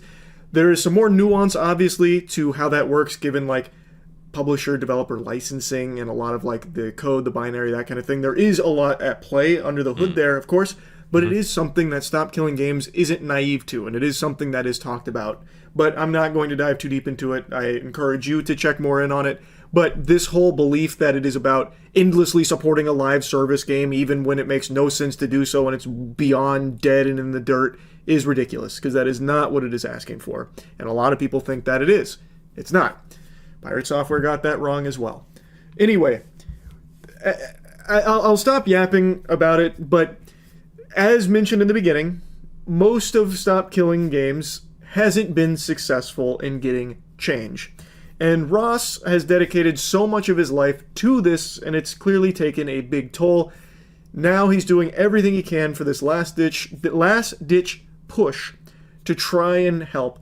And there are two big things coming up that can do so. And it's what I linked at the very beginning of the at the very beginning of the video about the resources in the description. It's in regards to this. One is for the UK to sign a government petition to bring this issue before Parliament. Though, keeping it real, I'm not terribly optimistic about this one, since the government response has been a mess by every definition. But the one that has a lot of power, so much so I think it could change the course of gaming history, is the European Citizens Initiative. Now, I said I'm approaching this like a time traveler because with the trajectory we're on, these are both going to fail. Again, this one is crazy powerful, but the hurdle we just couldn't get past was that it requires 1 million signatures from citizens of EU countries, and we've only made it just under halfway. What a lot of people don't realize is that in the EU especially, it's almost a state of lawlessness regarding the practice of game destruction, is that the vast majority of games with an online requirement say they can be terminated at any time for any reason. Or Blizzard likes to say any or no reason. But according to the EU Commission, that might be a violation of Directive 93/13 EEC, which protects consumers against unfair terms in consumer contracts. So if that term is unfair, that means that part of the contract is null and void. He goes on to explain how powerful that can be because of what a mess that... Yeah, I saw someone responding when I was talking about some of this stuff, talking about the EU. Usually people kind of back off because, for the most part, people who passionately either agree that like there's something wrong with Take-Two or these bigger companies, or disagree and think it's all fine. Like, these people usually are very like just not committed to their position most of the time, which is fair because like we're all consumers, we're all basically on the same side of this issue, and just about no one has time to actually understand it or cover it. Or go through any of the details of it, and so it's just mostly just talk. It's just noise. And that's the way I've been referring to it lately is as noise, because there's a lot of noise. But there was someone who sort of did respond, and they were like, "Well, in the EU, we're protected from all this stuff," and it's like the EU might actually have laws in place that are more restrictive that should protect you, assuming you go and sue for it or something, I guess. But like that's not really what's happening. Like you might be technically protected, but until it's brought to light, until it's given the attention it needs, I don't know if the EU, like as it stands, they still have a lot of these same practices that go on there with corporations. So anyway, but yeah, good to hear that there might actually be something already they can work with in the laws. That is because there is so much gray area with how the video games currently operate in regards to those protections. It would be a legal headache that would require an analysis of the laws or implementation of new laws that could lead to, hopefully, an improvement when it comes to gaming. So the big hurdle was the signatures, needing 1 million, and currently it's at like 460,000, so it doesn't reach the threshold. I've been very vocal from the very beginning about how little faith I have in petitions. But that's just from the perspective of an American. In America, petitions are more worthless than toilet paper. You're better off just writing what you want on a note to Santa Claus and shipping it to the North Pole than you are doing anything with a petition in this country. I don't know how different it is in the EU. Maybe it really is this powerful there that could lead to substantial change and improvement when it comes to games and preservation and all of what we've already talked about. Hopefully, I mean, that's really all that's left for the Stop Killing Games initiative, which sucks, but that's the position that it's in, unfortunately. And I wanted to talk about it because I really want to see something change with the games industry. I've said that so many times recently, but it's in such a sorry state. I mean, I'm talking big budget AAA space. Indies, I think, are absolutely crushing it. Absolutely gold. Yeah. Well, indies are crushing it, although, okay, here's the thing that I talked about before that I've always felt weird about. I mentioned it in the Borderlands video, is that, of course, like, indie games, I think you should hold them to a slightly different standard. I think things can be less calculated. Like, for example, there's a game, Ooglians, that I really like. A really solid game that came out a couple years ago, and I had a lot of fun with. And then the developer for it, I think, just got fired at some point. I don't know, like, the details are kind of are kind of behind the scenes. The developer got fired for it, and the game went into like sort of endless lock. And with that, it's like, okay, well, you kind of paid for a game that was being developed in early access, whatever, but it's being developed, and now it's just stuck at a point which maybe doesn't necessarily work properly or whatever, and has been for a few years or a couple years. And recently, the publishing team, I think, has put together some way of continuing development. But exactly, yeah, it's like $2, which I think a lot of people are going to be less, less frustrated by because it's less expensive than some of these big games. But even still, it's like you pay for a thing and then you kind of expect it to get to a point. Like that sort of thing is one thing which can be kind of a problem. But another thing that could be a problem is what if they just updated it, let's say, to be just a black screen, basically, or to not work? Like, could they do that? And then is that fine? Are we okay with something being updated and then you just can't play it anymore? And at the time, which I was glad, like I looked back and I was like, because I feel like I talked about this and I did, about like back then I was sort of talking about this idea of updating something into a state that you no longer want to play because it's just not what you paid for. Like that whole concept, I think is really important and it's still relevant now. Like, I think in terms of Pirate Software and his response or his actions towards this, it would be like, well, why aren't you talking about that? If you're not talking about that, then why even support this thing? Because it's not solving the issue. Like that's kind of Pirate Software's approach to those sorts of questions. But like from my perspective, it's like that's another issue that I think I'd like to see kind of fixed is the ability to just, well, I'd love to see fixed really, is the ability to change privacy policies or to change games in a way that makes them unplayable or just not like really what you paid for and what you agreed to. Like I think that's kind of sketchy. Like some of those things are kind of sketchy. How to do that? There's not like a super practical way to do that. And I feel like that, but this is like, I mean, there might be some practical ways to do it. But like with this, it's like a playable state is the argument. It has to be in a playable state. I think that's like, this comes before that, you know? Critiques makes a lot of sense if he's acting in good faith, but he's not acting in good faith. Yeah. And like those are critiques that he could make. Pirate Software talked about like there being other problems with the licensing thing. I think that's a fine thing to talk about. It's just like you would never say if I can't make it so they can't update the game in a way I don't like, then why even bother making it so they can't update a game to like be unplayable?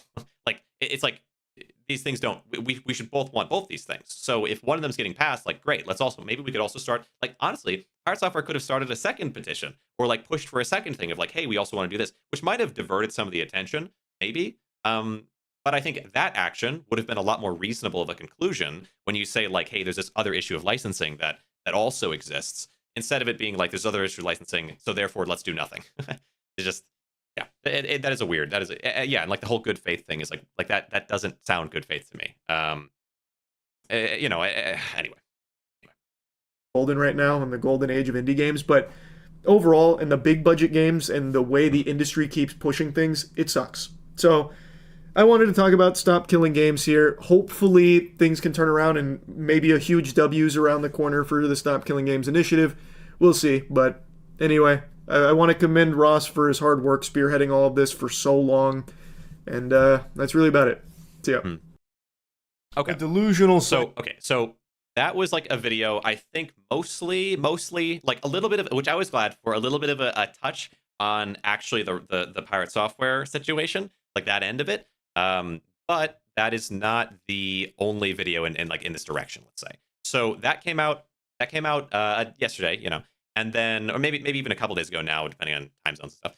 But this is a video from Mutahar. It came out around the same time, both 19 hours ago, as Penguinz0 talking about specifically Pirate Software, really getting into that, which is like, I haven't seen that. I'm really curious about it.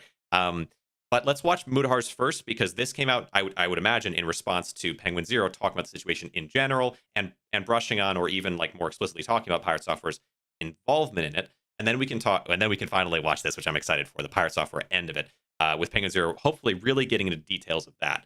I'm curious, his understanding of it and kind of what exists there, because this is going to be what people remember about that situation, even though it is 10 months ago. And it would have been great to see it happen then, maybe, but who cares, right? Like this might have never happened. So it's cool to see it actually get talked about. So here is first.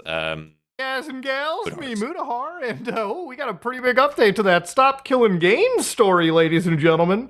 Now, Stop Killing Games, for anybody that doesn't know, 2 days ago I made a video where I talked about Stop Killing Games. You know, I talked about how... And I watched this when it came out. I watched that video when it came out. I commented on it. I mean, well, it's got, I had to watch it, okay? It had Pirate Software on one side and Mutahar on the other, and it's like, are you actually like confronting this topic? He kind of does, but I would say he more focuses, much like Charlie, more focuses on the initiative, which I think is fair. And then, but okay, now here's probably a little bit more of a direct talk. The initiative, basically was kind of at its finishing lines, and there really wasn't a lot of positivity in terms of it crossing its finish line. Now, of course, since then, ladies and gentlemen, there's been plenty of content creators that have covered this story. Charlie, me, obviously Ross, the person who spearheaded this campaign to start off with. And which actually, that might have been the more big deal, is Ross talking about, like, actually getting into the weeds on it a bit. I don't know if Ross, but the thing is, like, I don't know if Ross had talked about it back then, would Charlie have made a video about Pirate Software explicitly at the time? I don't know. The situation would have been different, because it all would have been very fresh, and there would have been a lot of stuff, a lot of information floating around at the time, and there was a lot, like, oh, this stream, and he had this stream, but then he deleted it, and no one has a copy, or whatever. Like, that whole concept would have been a little bit more smokescreeny, for one. For two, Pirate Software had been through a lot less recent drama, like the big thing with WoW and whatever, which, personally, I don't care about as much. It's not tied to something important. It's tied to people playing WoW. Like, it might be mean to, like, whatever. I don't go into all that. But like, this situation to me is way more important. But at the time, it was like, this is a guy that's very well liked in the community, like gaming and YouTube communities. Like, there's some negative stuff about him, but mostly it's like weird, like furry stuff, or like stuff that's just like, who cares? Like, this isn't real. Isn't important. But then there's this one thing that's like, oh, this is big and kind of negative. Do we cover it? Do we not cover it? Maybe Charlie would have talked about it if Ross talked about it. Maybe he wouldn't have. But now that Ross has, a little bit down the road, and it's really kind of popping up, Charlie does talk about it. So we'll see. As we continue to watch here. But imagine politicians get angry and just shut down any game, just like Texas banned anime. The Texas banning anime thing is a little more complicated than I think certain people. Because I remember you sent me that video from somebody. Sort of talking about it, where I think they misrepresented it hardly, like very, very harshly. Now, there are reasons to be concerned about, I think, government stepping in when it comes to media, but that person was representing it as like all anime is being attacked, where the reality is that the point of the Texas thing, which I'm not saying that I agree with it, whatever, right? I'm just saying it's not just like an attack on all anime. It's an attack explicitly on like specifically inappropriate content regarding children. So like the representation in the video you're talking about. Anyway, let's not get overly into the weeds.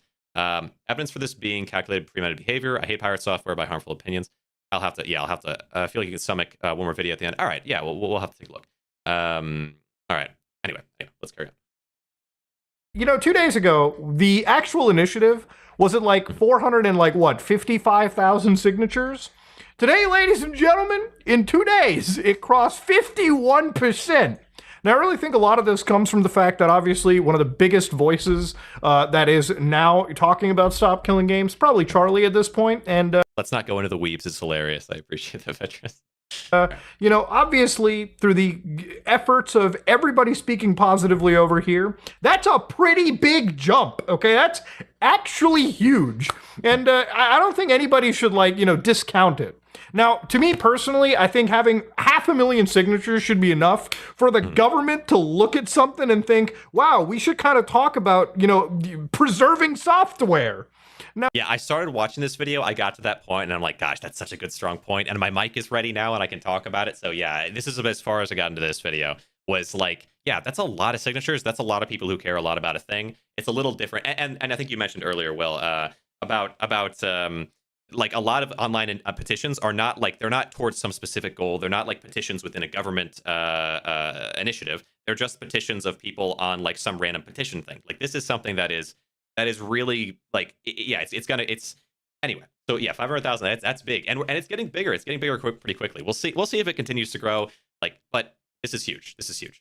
Now, obviously, there was a bit of controversy to the Stop Killing Game stuff. We talked about it 2 days ago. There was a YouTuber known as PirateSoftware who very much was not a fan of Stop Killing Games, and apparently still doesn't seem to be a fan of Stop Killing Games. And to me, I don't really think of this as like, a drama thing or whatever. I think of it as just good laws to pass. I think it's just a good conversation to have. Obviously, I think of Stop Killing Games as, just one cog in the giant scheme, right? If you ever watch channels like Lewis Ross, and if you ever watched any tech channels, one of the most important things for a lot of people in this space is things like right to repair, right? Is like, you should be able to own something. You should be able to have some dominion over the stuff you purchase.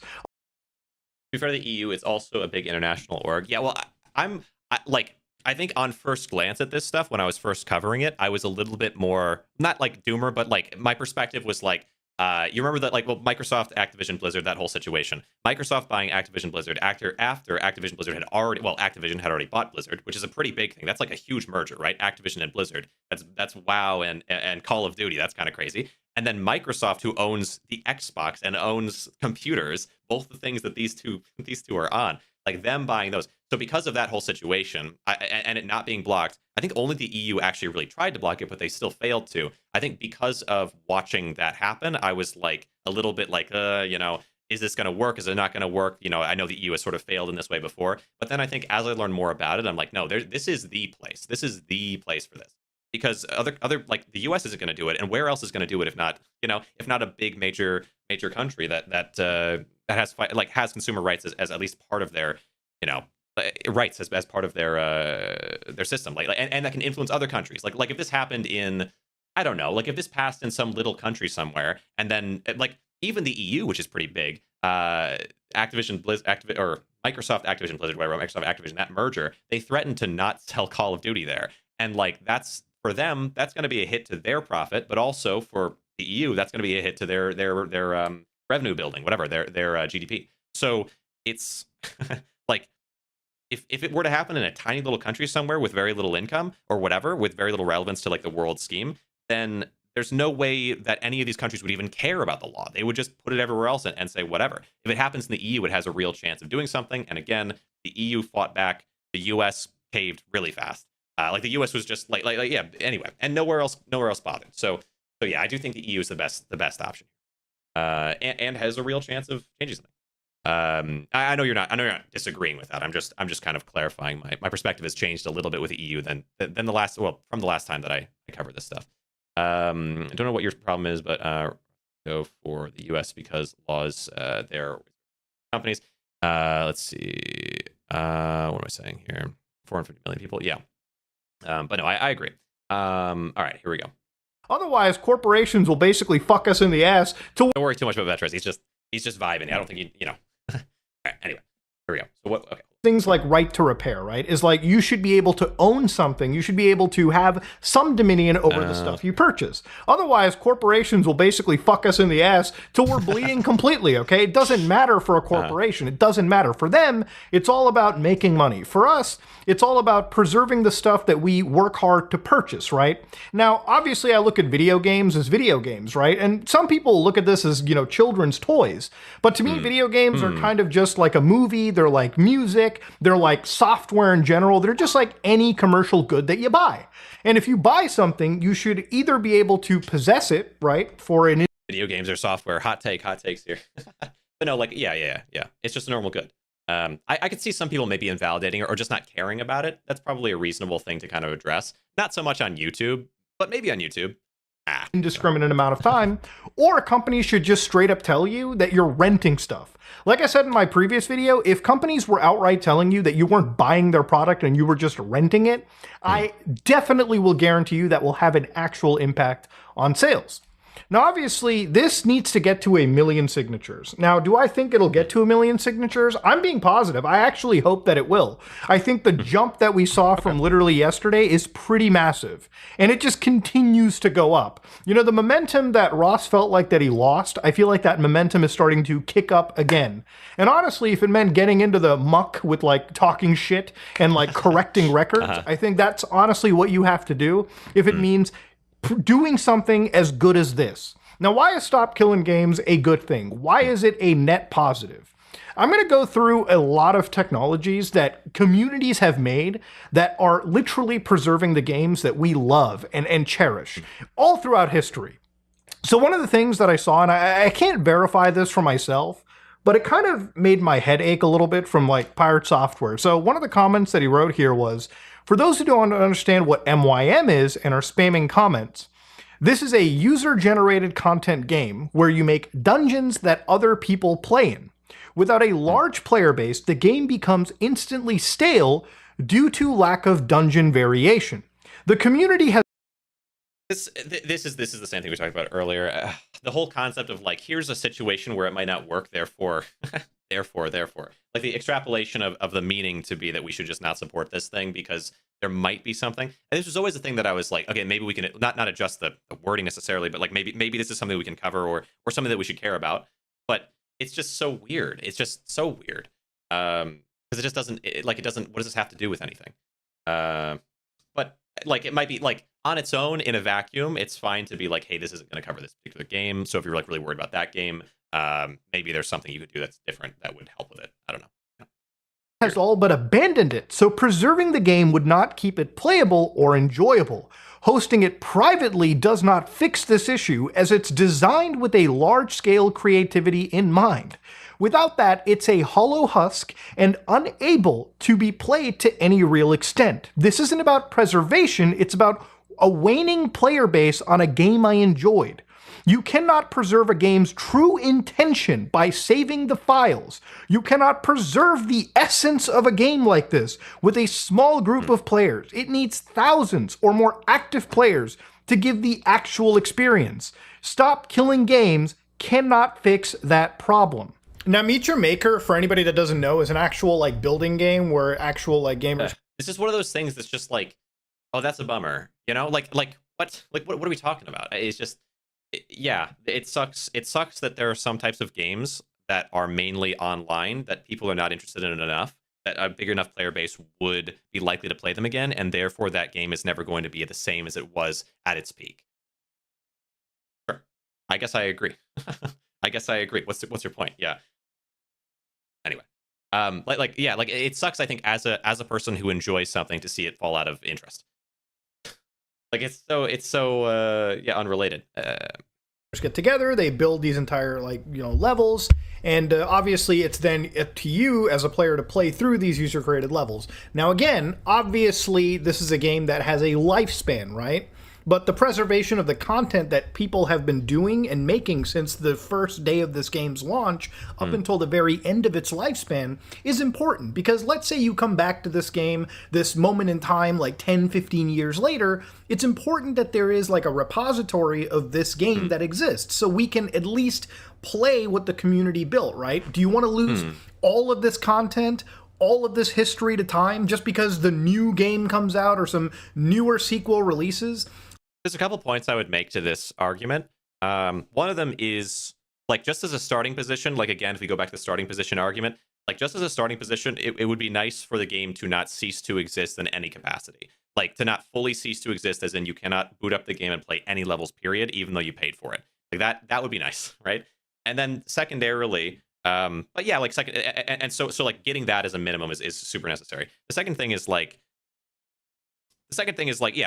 might agree with some of that. Like, I think it'd be nice to be able to hold on to all the levels, but I don't know how central that is compared against just the ability to play the game, right? In essence, like, maybe you could still build levels within this new server thing, and then like, you can't have an endless supply, like, just some way of playing the game. I think that's the number one thing in my mind.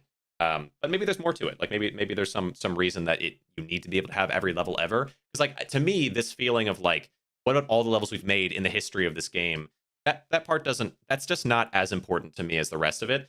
In that, like, I might say, like, when I was a little kid on my DSi, I could draw in like these characters and I could make a little slideshow. Do you know how vital it is that I get to keep that forever? Like, no, not really, no. But what I think is vital is that, like, the existence of a DSi, like, or if they were able to, like, just remotely shut all of them off, I think that would be a problem. Like, that's the problem we're dealing with, is that they're remotely able to, like, disconnect you from this entire concept of a thing. It's not necessarily the issue of like specific things that you were able to build in the game are going to go away. Like, that sucks, but it's nowhere near as big as like losing thing you paid for. Like, do we have to accept planned obsolescence? And if games are obsolete, do we have to let them completely die when we could have an option to preserve the content that is generated within them? So this is where I feel like I'm reading Kojima levels of fucking pretentiousness, except in this situation, Kojima's actually produced a bunch of video games, okay? From what I understand, PirateSoftware hasn't even shipped one out the door yet. Now, there's a lot of people that pointed out that apparently he had ties to, like, Rivals of Aether 2, which is a live service game, but I don't really think this is a completely negative situation. Again, as much as his words rub me the wrong way, I like to think of the best in people, okay? I really like to think that At best, this probably was just a misunderstanding. I think this is an important position to maintain, and I would continue to push that it's important to maintain this position if you're going to, like, I think a consumer or like just an individual, whatever, they might like be like, I don't like that he's related to this, and I think it's all a conspiracy or something, and that's up to the individual to do. But I think if you're going to cover a topic, it is kind of important to be like, I'm not a mind reader, therefore I don't know this part. Let's talk about the things that I know are true. Again, like with Borderlands, with this situation, with any of these situations, there is a problem that we know is true that does exist guaranteed. Why get in the weeds of like, well, you know what, maybe he did this, maybe, because it makes I think, especially if the movement in a general sense is so fixated on that stuff, I think it delegitimizes it a little bit, because it's like, wait, why don't we care more about the actual problem? So like when it comes to being against what PirateSoftware is doing, there are some things that you can say which are like he's saying, like the whole point about him saying Asmongold and Louis Rosman are more qualified than Ross is like based on like what, like how is Asmund, like why, like that I think delegitimizes some of his perspective on it, and like some of his motivations. Like you can say that part, but I think when you start to get into this like there are people who are talking about him being a furry, or people talking about him being like a game developer, or that he's not really an experienced game developer and therefore he shouldn't have it's like his perspective on this is no more intelligent or correct if he is like an experienced game developer or not, if he's saying the same words. So the point should just be, what is he saying, and what is he doing, and how is it impacting things, and like what's correct. These are all good. These are what we focus on. Anyway, like for in my perspective, and again, like an individual might, like when their whole thing is just like, how do I understand the situation, might say, I don't know, I think there's something more to that. That's okay. That's fair. But reading stuff like this comment burns me a little bit. Because, yes, I understand, once a game falls off, like, yes, guys, Halo 3 fell off. You know what I mean?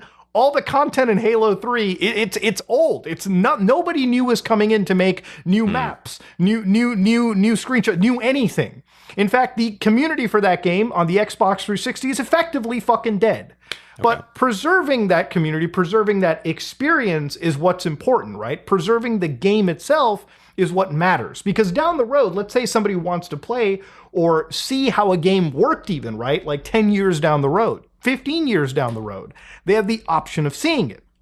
So when he talks about user-generated games, I want to go through some technologies that community members have made. So for instance, this is Little Big Archive. Now, if you don't know Little Big Archive is a repository for levels that users have made for a game known as Little Big Planet. Now, if you don't know what Little Big Planet is, it's a platformer game for the PlayStation 3, PSP, PlayStation 4, PlayStation Vita, and I think it might have a PS5 version. I'm not entirely sure. But the community over here created level packs, profiles, community objects, game modes, and all types of challenges. So that if you, down the road, played this game that released literally back in like 2008, 2007, you can go to all of these projects, download these community levels, and you can run them on an actual hacked PlayStation 3, or you can run them underneath RPCS 3, which is what I did.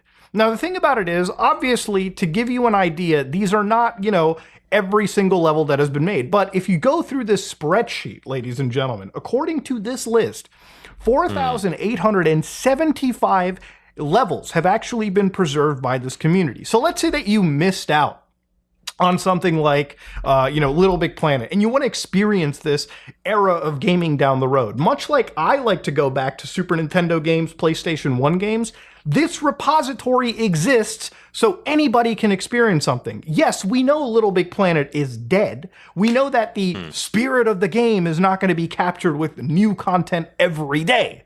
But I think somebody playing a fucking 15-year-old game kind of knows that, okay? I think most people that have a functional fucking brain know that they're not getting that in-time experience. But they're also not getting a game that's been lost. Some of these levels probably meant a lot to somebody. Some of these levels are actually pretty intricate and fun. And some of these levels allow you to look at what people created back in the day. So one project that, again, is really interesting is Open Course World. Now, I'm sure you guys also have played games like Super Mario Maker and Mario Maker 2. Well, thankfully, a community of fans for this game have created a project or are working on something known as Open Course World. And of course, you can play this in an emulator or an actual custom firmware Nintendo Switch. So basically, they made a mod that reroutes the network requests in the game to their specific server. And of course, what they want to do is preserve a shit ton of Mario Maker levels. So eventually down the road, when something like, I don't know, Nintendo servers tend to go down, which again, most servers will, right? Whether you're Microsoft, whether you're Sony, whether you're Nintendo, whether you're one of the biggest companies in the world, eventually when there's not enough money on the table, you will probably not want to pay for server hosting. But that doesn't mean the community doesn't want to come together and put together as much of this software, as much of this actual, like, as much of this, like, community created content as they can. Because the thing is, it's about preserving video games as they are, the history of them, and of course to make sure that down the road, if somebody wants to play Mario Maker 2, they can. Now, by Thor's logic, again, if a game just goes down, what's the harm in it? I mean, you know what? Stop Killing Games is not going to help, publishers develop an initiative to keep their projects alive, I guess. Okay. Yeah, I think my understanding at the time with this side of the argument is that people should have the ability to do it if they choose to. So you make it possible, but you don't necessarily even have to host the possibility forever. So this was something that I remember thinking about, was like, what if you put this out there on a website? It'd probably be like super easy to just have a website that like people can just click on, whatever. You could keep that up for a super long time for pretty cheap. But like, should you have an obligation even to keep that up forever? Like, the company's gone, or who are you putting that onto? And even like, let's say you let somebody take in funds or something to maintain that website, to maintain the access to this thing. Like, who's responsible for making sure they're doing the right thing, whatever? Like, none of that, I think, like, none of that is necessary. You can have it up for like 3 months. Someone can then download it. And then if people want, and many people could download it, and if anybody has an interest, maybe they would, like, that should all happen separately from the company after, like, let's say 3 months. Like, this is my understanding of this side of the argument is, yeah, it's not necessary to uphold anything forever in any capacity, not just the service itself, but also the access to the ability to make a new service. It's very temporary. You're going to miss access to that in-time experience. You're not going to get that spirit or whatever the pretentious shit you're hearing here. The reality of it is that obviously this game, Hitman, is a brilliant title, okay? Unfortunately, it's a game that requires you to be having a constant internet connection all the time for progression. Now, you could play the levels without the internet, but without progression and like a lot of the community-created content, or really just the content that flows into the live service model, it's kind of a game that loses a lot of its replay value. Well, thankfully, without the help of IO Interactive, who haven't given a sunset plan, a guarantee, as far as I know yet, there's projects like the Peacock Project, where, again, the community has put together a project to keep this game alive long after it releases.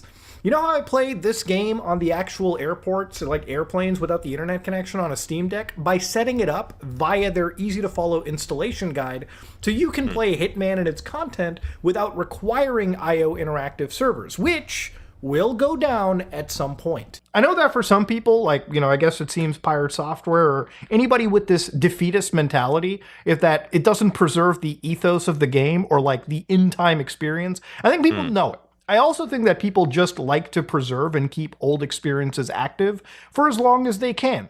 Because if you're willing to lose your history, if you're willing to just let these things wither and go away and become lost fucking media, then realistically, I don't think you're somebody that cares about gaming or gaming history. You know what? These AAA companies released the new $80 fucking Mario Maker. I'll just jump onto that and play it, all right? Completely ignoring the fact that, if you look at the history of video games, and I even talked about, PT recently, like a game released 10 years ago that you can just start to emulate on PC and preserve an actual piece of gaming history that we as a community talked about pretty extensively. And it's an actual identifiable part of at least horror video games, right? Like that subsect. Yeah, PT was huge. PT was huge for horror. I don't remember if PT was before Outlast or not, because I remember Outlast was this massive deal, because there's just not some central game in the horror genre, I guess, that everyone's like Amnesia. Amnesia was a big thing. Like these sorts of games being gone forever would be, I think people would care quite a lot about that.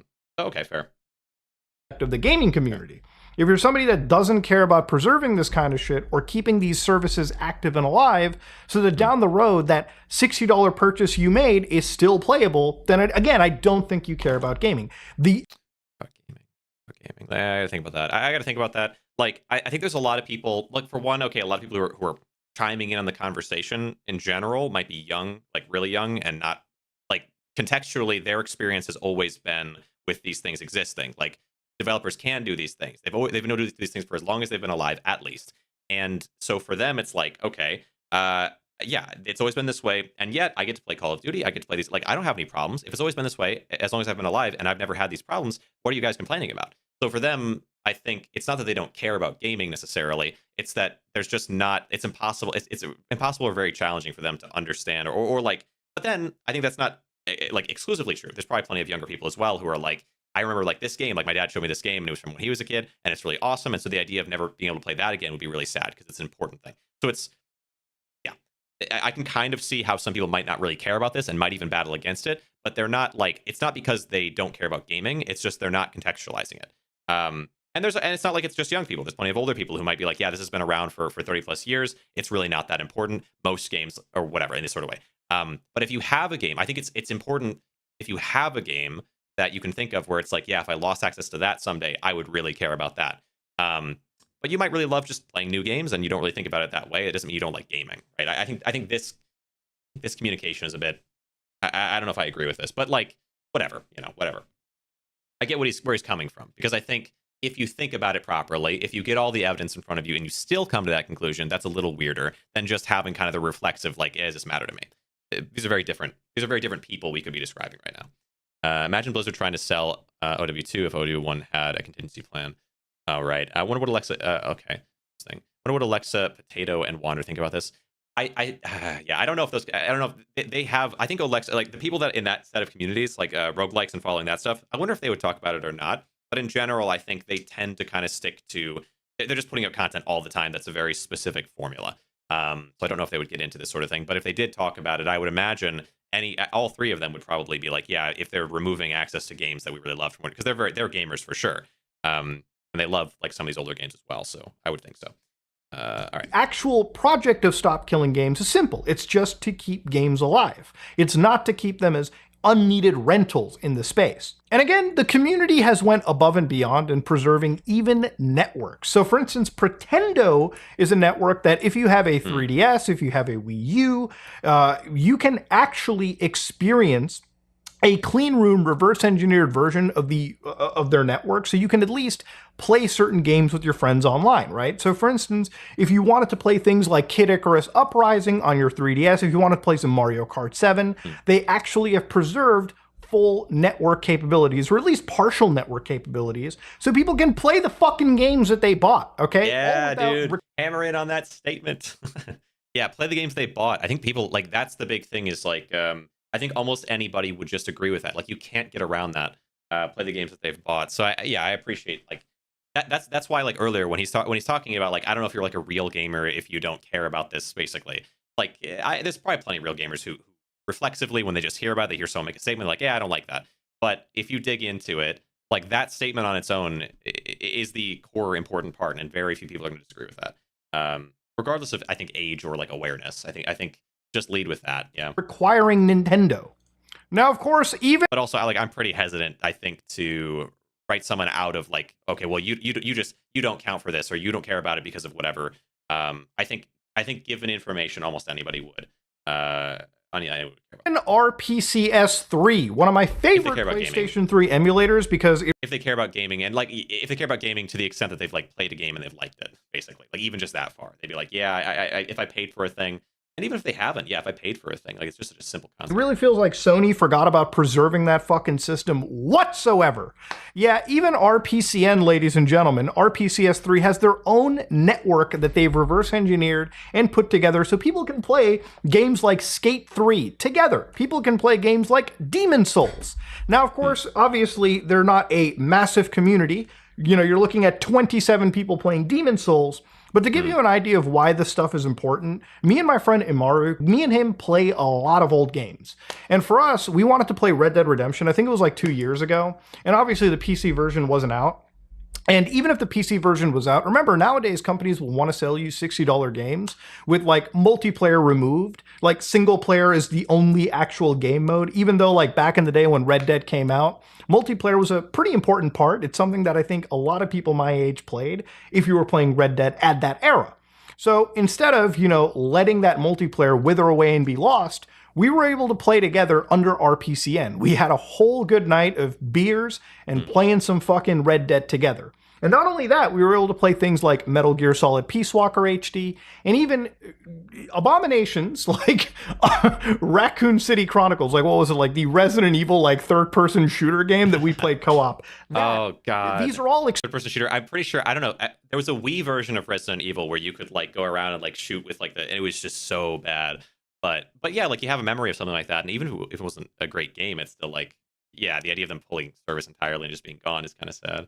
Experiences that are preserved, thankfully, because of things like the community putting together the efforts to reverse engineer, server code, entire like solutions like this. Because at the end, all right, this is just the community trying to keep video games alive without the involvement of the official developers, because that's honestly, at this point, the only way that a lot of people can do it. And that's why initiatives like Stop Killing Games are important, because if you can get these companies, if you can get these publishers to actually look and design games going forward with an end-of-life plan, we don't have to resort to efforts like this to keep a lot of those old games alive. One of these sites that I used to go to was IJJI, and I'm sure I probably sparked some memories in a lot of you guys watching that are my age, because back in the day, going to IJJI, you could actually play games like Guns the Duel. And of course, one important game to me on this list was Drift City. Now, I made a video a few years ago where the community actually came together and used a private server solution to get Drift City here. Now, obviously, are there a lot of players playing this game? No, they've got 54 players online in the cel-shaded racing MMO. And for me, it's important that this exists because, again, I enjoy games like this. They're games that are preserved without the community's effort. I doubt any official server hoster is even thinking of making a game with an audience of 50 people on average. But the important part here is that the community was able to get leaked files, from my understanding, or at least reverse engineer a chunk of this game to keep it alive and functional. Because ultimately, these are all pieces of gaming history. And if you lose your video games, if you lose access to them, then it's a net negative for everyone involved. Even for Metal Gear Solid, right, there's projects like MGO, Save MGO, where players are able to play through Metal Gear Online 1, 2, and also play around with its DLC. One of my favorite channels on YouTube is Mach3, where he'll occasionally be live streaming PlayStation 3 games, PS2 games, and playing them online with viewers. These are dead games, but thanks to the technologies I want to do that so bad. There's this game, Champions Return to Arms, a PS2 game that I just loved growing up, and I bought 2 different PlayStation 2s and 2 different copies of it. And I'm not I'm not rolling in money like these guys, but I... But neither of them work because there's a certain set of different games on the PlayStation 2 where the reader, the disc reader, which is a laser, where it can't read them. And so those games are not dead, but effectively they're fairly dead. You really can't. It's hard to find a copy that works well enough, a CD or a DVD, whatever, a disc that is of good enough quality to read, and then also buy the laser that is generally, those lasers go bad so easy. And not just slightly bad enough they don't read this, but they read most other games. So you can still resell them. And it's well, that wasn't really stolen from or whatever. I could return it, I guess, but it was a functional thing. It's just it can't function with this specific gosh dang game. Talked about, he's able to play these experiences with his friends and his viewers. And again, these are experiences that are fucking 10, 15, sometimes over 20 years old. And you can still play together because the community has banded and created solutions that have kept these games alive.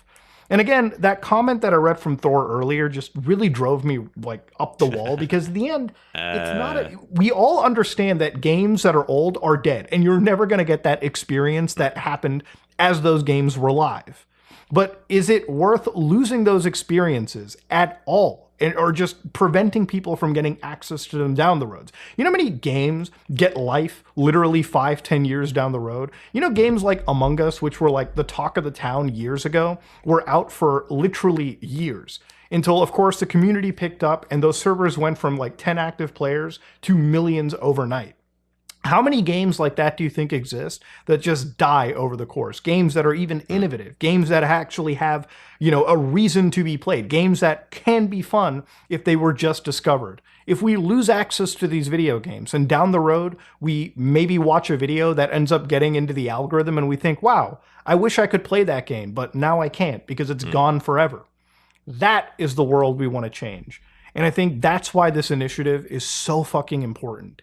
You know, if you look at things like why the EU matters here, is that in terms of economies, you're looking at the third largest economy after China and the United States. Yeah. Meaning that if companies are pressured by EU law to think of end-of-life plans, because you're not going to ignore... This is such a good point. This is why I love, this is the thing with Mutahar and like some of these people is like, I do feel like they genuinely are trying to understand the topics and go into it, especially Mutahar. Like, I think his other videos on this topic, even if maybe like I think he made one about it and really kind of skirted past PirateSoftware stuff, but it was researched. Like, he did go through the actual situation. The same thing was happening, I remember, with Borderlands. Actually Borderlands, really recently. I remember Mutahar went through their policies, went through like some like forums, like actual real things to look at that are like on a site or somewhere. It's not just like every other person covering the Borderlands thing where like they're just playing the game. I mean, like Hellfire, of course, right? But also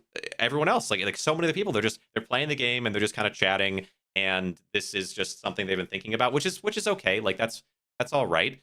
But I think it's really nice to see someone put that little bit of extra effort to at least read the thing that they're talking about and not just repeat things they've heard from places. Because that was a big defense from Hellfire, which, okay, I don't want to flame towards anybody, whatever, but like, big defense from Hellfire about the Borderlands stuff, about spreading misinformation, essentially was like, well, no, I mean, I heard somebody say it and I thought it was probably true.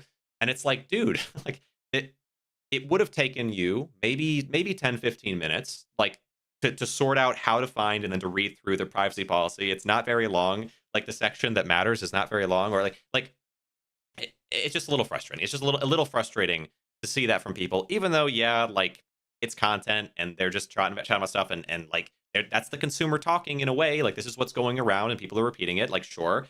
But then when it comes to these bigger people, this is what you like to see, is like someone actually digging into things because it takes a little extra time. So I appreciate that. Like if I was making a video on something, like if Mutahar was just streaming, okay, fair. But if Mutahar is like making a video on a thing, I want to see at least something like this, and it's so great to see it.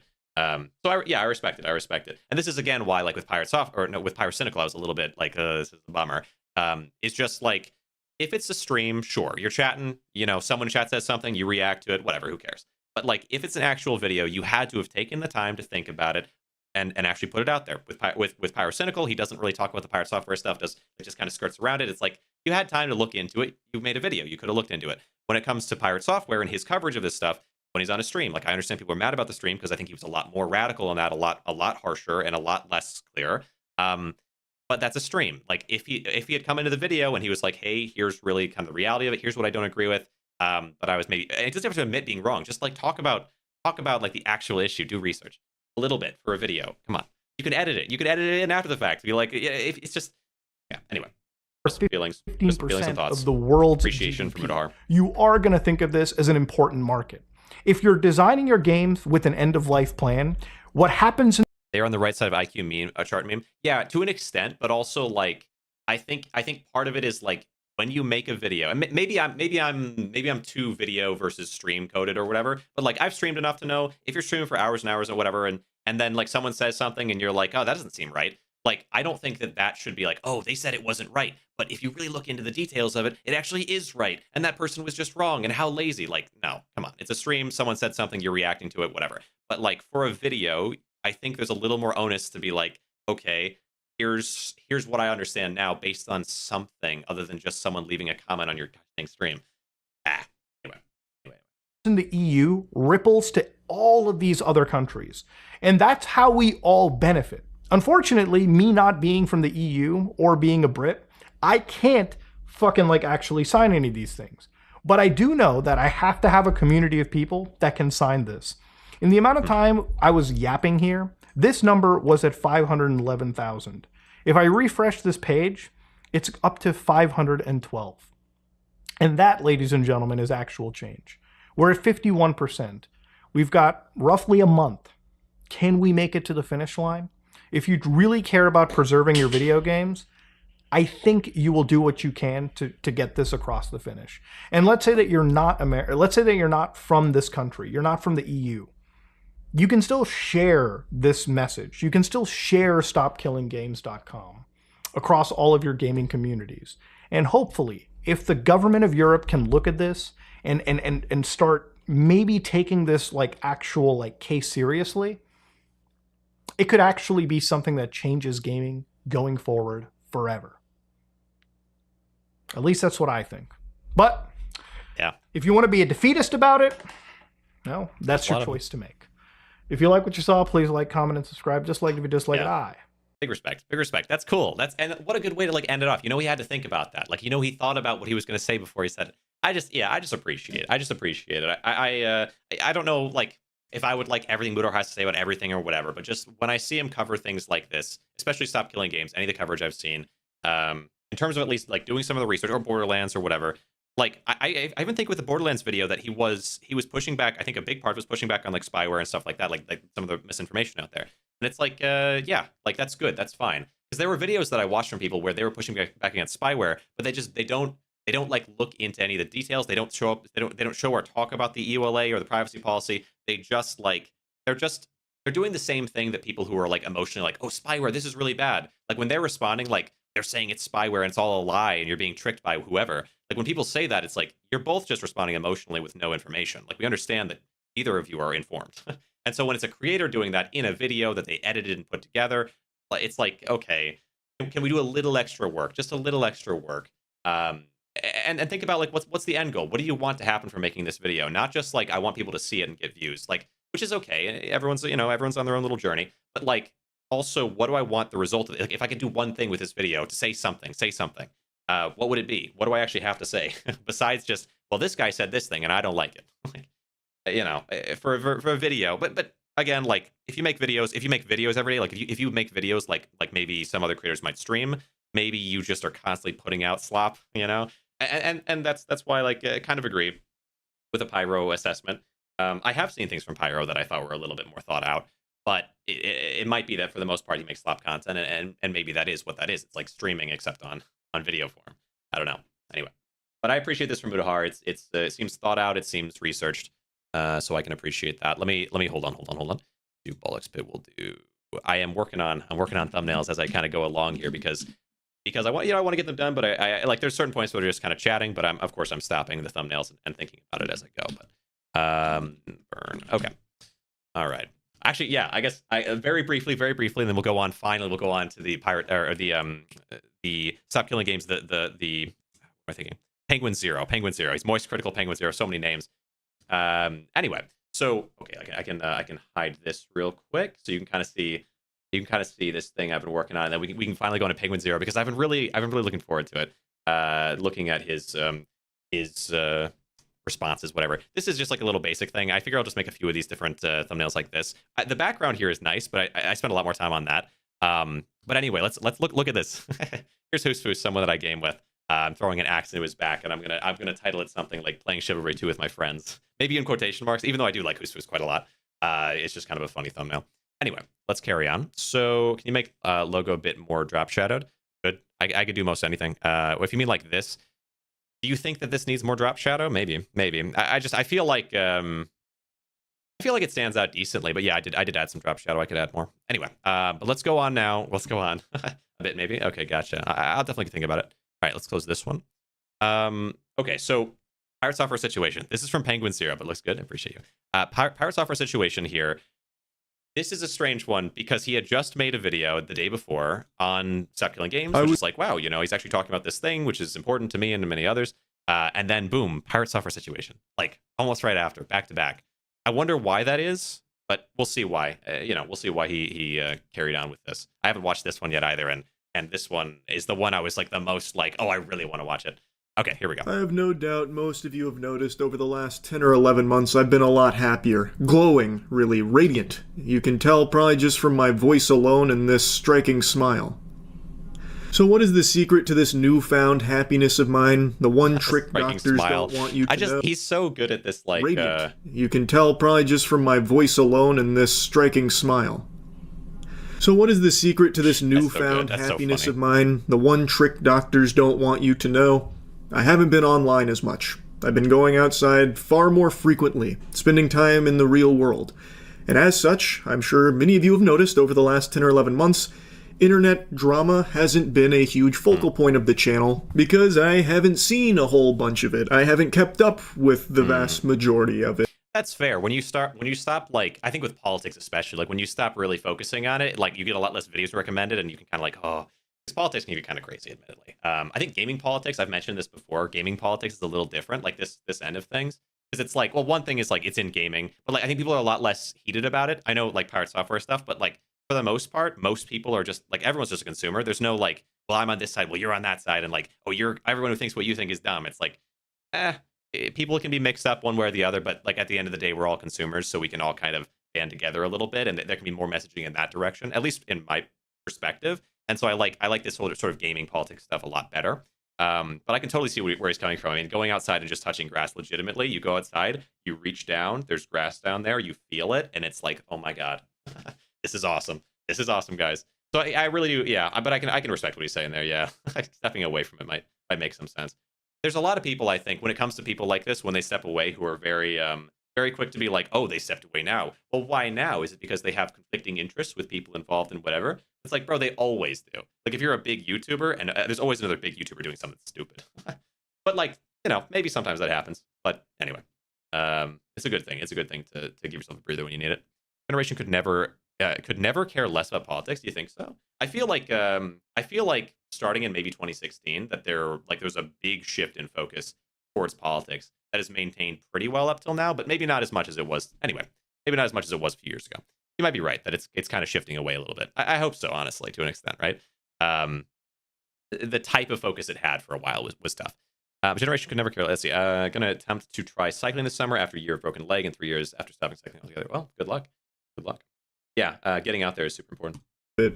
And of course, occasionally I've still dipped my tootsies in some of it, like if there's something particularly wacky going on, and I still cover like news and crazy shit going on with aliens and all of that kind of thing, or if there's like a really cringe, prankster that got arrested or something, I'll still talk about that. But it's not like a fixation for me like it used to be over the last few years, where I was covering any and all internet creator space hoopla. And I want to keep it that way. I'm having a lot more fun not doing that. That being said, there is something that has unfolded here that's like the John Wick killing the dog moment that's bringing me back, just very temporarily. And it's PirateSoftware. Yesterday I talked about Stop Killing... what's it gonna be? Is PirateSoftware... Because it's gotta be something new, because he would have said something yesterday, right? He would have said something a couple days ago when he talked about this stuff. If it was like that thing he did 10 months ago, if this was the point of the video, and I haven't, in the very recent time, is this stuff, it's gonna be something. I'm curious. I'm really curious, because because it just went so unnoticed for so long. I mean, yeah. Games. And there's no way to talk about Stop Killing Games without also mentioning PirateSoftware, because of the profound effect he has had on that initiative in its demise. I say demise, but it's not actually fully cooked, but it has been on life support, and PirateSoftware did play a big role in that because of 2 videos he made, as well as a stream, shitting all over it. And that's not even doing it justice. He was full-blown tooting on this. He was shitting on it with some fart on top. And a lot of what he was saying about Stop Killing Games wasn't accurate. It was a misrepresentation of the initiative. And the guy behind it, the guy spearheading it, Ross, finally set the record straight on a lot of the misconceptions that PirateSoftware helped to put out there and kind of exacerbate these thought processes that just weren't accurate for what the initiative was actually aiming to do. he finally set the record straight.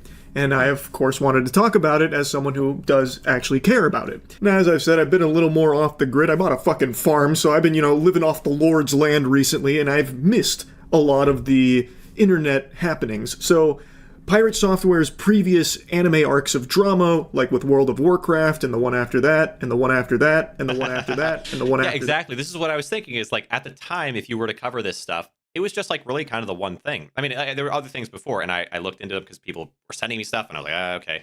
And I felt like a lot of that stuff was just not as indicative of his character necessarily. Like, there were some that was negative, but it's like, it is a hit or miss. Where this thing with Stop Killing Games was so like, ugh, that's rough. That's really bad. Why are you doing that? And then after that happened, there's other sorts of things where it's like this weird ego, this weird approach to content creation, and I guess the approach to other people that just like, it feels kind of gross. Now I will say, for me personally, it has nothing after or before that I have understood or paid attention to or learned about has ever been as important as the Stop Killing Games thing when it came to PirateSoftware. Like, everything else is like, that's either kind of dumb, or it's inconsiderate, or he's kind of a jerk, and it's like, a lot of people are a jerk online. Like, that's, being a jerk is one thing. Like, destroying a consumer rights initiative, that's something else. So, but yeah, I do think after Stop Killing Games, there were a lot more things where it was like, this is like weird. Why does he keep getting into drama? That I didn't pay a whole lot of attention to. I only got little tiddlywinks, little morsels of lore about it in a few clips, so I never really even understood what was going on there. So PirateSoftware's response to everything that happened yesterday really caught me by surprise. That was a subversion of my expectations, bigger than Game of Thrones Season 8. Yeah, Hutcher, I did. I think it's really hilarious to me that entire community is so butt mad at me for putting out a video. Why is this mic so scratchy? Okay. 10 months ago about their stuff, and then not being refuted, and now it's my fault that everything is going wrong for them. Let's just repeat that. Hold on. For putting out a video. Scratchy. I'm going to lower it down even further. I did. I think it's really hilarious to me that entire community is so butt mad at me for putting out a video. Okay. It's really hilarious to me that the whole community, the Stop Killing Games community, I'm assuming, is mad about me putting a video 10 months ago 10 months about their stuff, and then not being refuted, and now it's my fault that everything is going wrong for them. And then not being refuted. And now it's my fault that everything's going wrong for them. Okay. I don't think that it is solely because of PirateSoftware that maybe things have either not gone well enough, or maybe have got, like, I think to a certain extent it probably helped the movement. I mentioned this already. Like, to a certain extent it might have helped move it along, but also I think the drama itself probably made it harder to get other people involved, like bigger corporations and bigger companies that just want a clean thing that they can support. So, but nothing being what did he say? Nothing being like pushed back on or no, it's my fault that everything is going wrong. 10 months ago about their stuff, and then not being refuted. Just like not being refuted. Refuted is a weird word to use because refuted means, it doesn't even mean proven false, does it? Doesn't it just mean disagreed with or said was wrong? Like, refuting something is like, no, you're wrong, sir. You refuted. Like, that's not, it doesn't just mean like proven wrong, for one. But for two, like, I think a lot of the stuff that he talked about had been discussed at the time at length by different people. The most difficult one to talk about is the cost that it might have, and like the difficulty, like what exactly goes into getting it set up, like the work that needs to be done.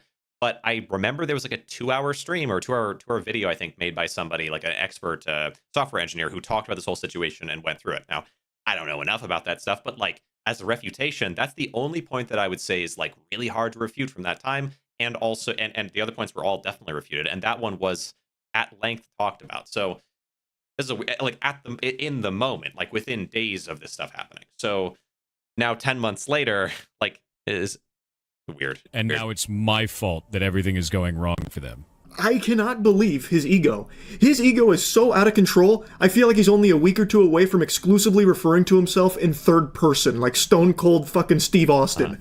And that's the truth, because PirateSoftware said so. Some shit like that. It's crazy how he's responded. The smugness is nails on a chalkboard. It just makes you feel icky listening to it.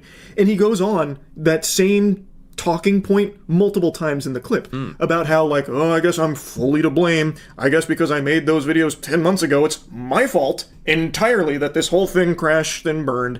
Yep. oh boy, time to play a sad song on the world's smallest violin for the Stop Killing Games movement, all because big bad Pirate Software took it all down by himself. Like, it's crazy. No one's saying that. Like, there's no. Okay, that was kind of my feeling. Was like, I don't think I would necessarily agree that he solely did this, like completely took it down or built it up. Like, I think more attention might have been brought in some ways, and a lot less attention might have been brought in other ways. But we don't know for sure how that would have gone. But it's just it's a weird, but like his actions and his intentions behind his actions towards like really fighting against this and publicly shaming both the initiative and especially Ross. Yeah, we're kind of icky, and I like people. Yeah, people are gonna feel gross about that. But like whether he, like trying to take credit for the failure of an initiative. What is the point here? One out there that is saying it is entirely Pirate Software's fault that Stop Killing Games hasn't been more successful. Or maybe to invalidate criticism by saying that people are trying to do that. Maybe that's more accurate. He's trying to say that if people are like people are claiming that it's all his fault the initiative failed, when the initiative both A hasn't yet failed, and really hasn't failed in general if you want to talk about like spreading awareness, but that's a whole other thing. And B, that like they're just not. I guess they're just not saying that. It's okay. Whatever. Successful in its. I appreciate the clarification that one, like that's not necessarily what we're doing. And like blaming him for something. Anyway, yeah.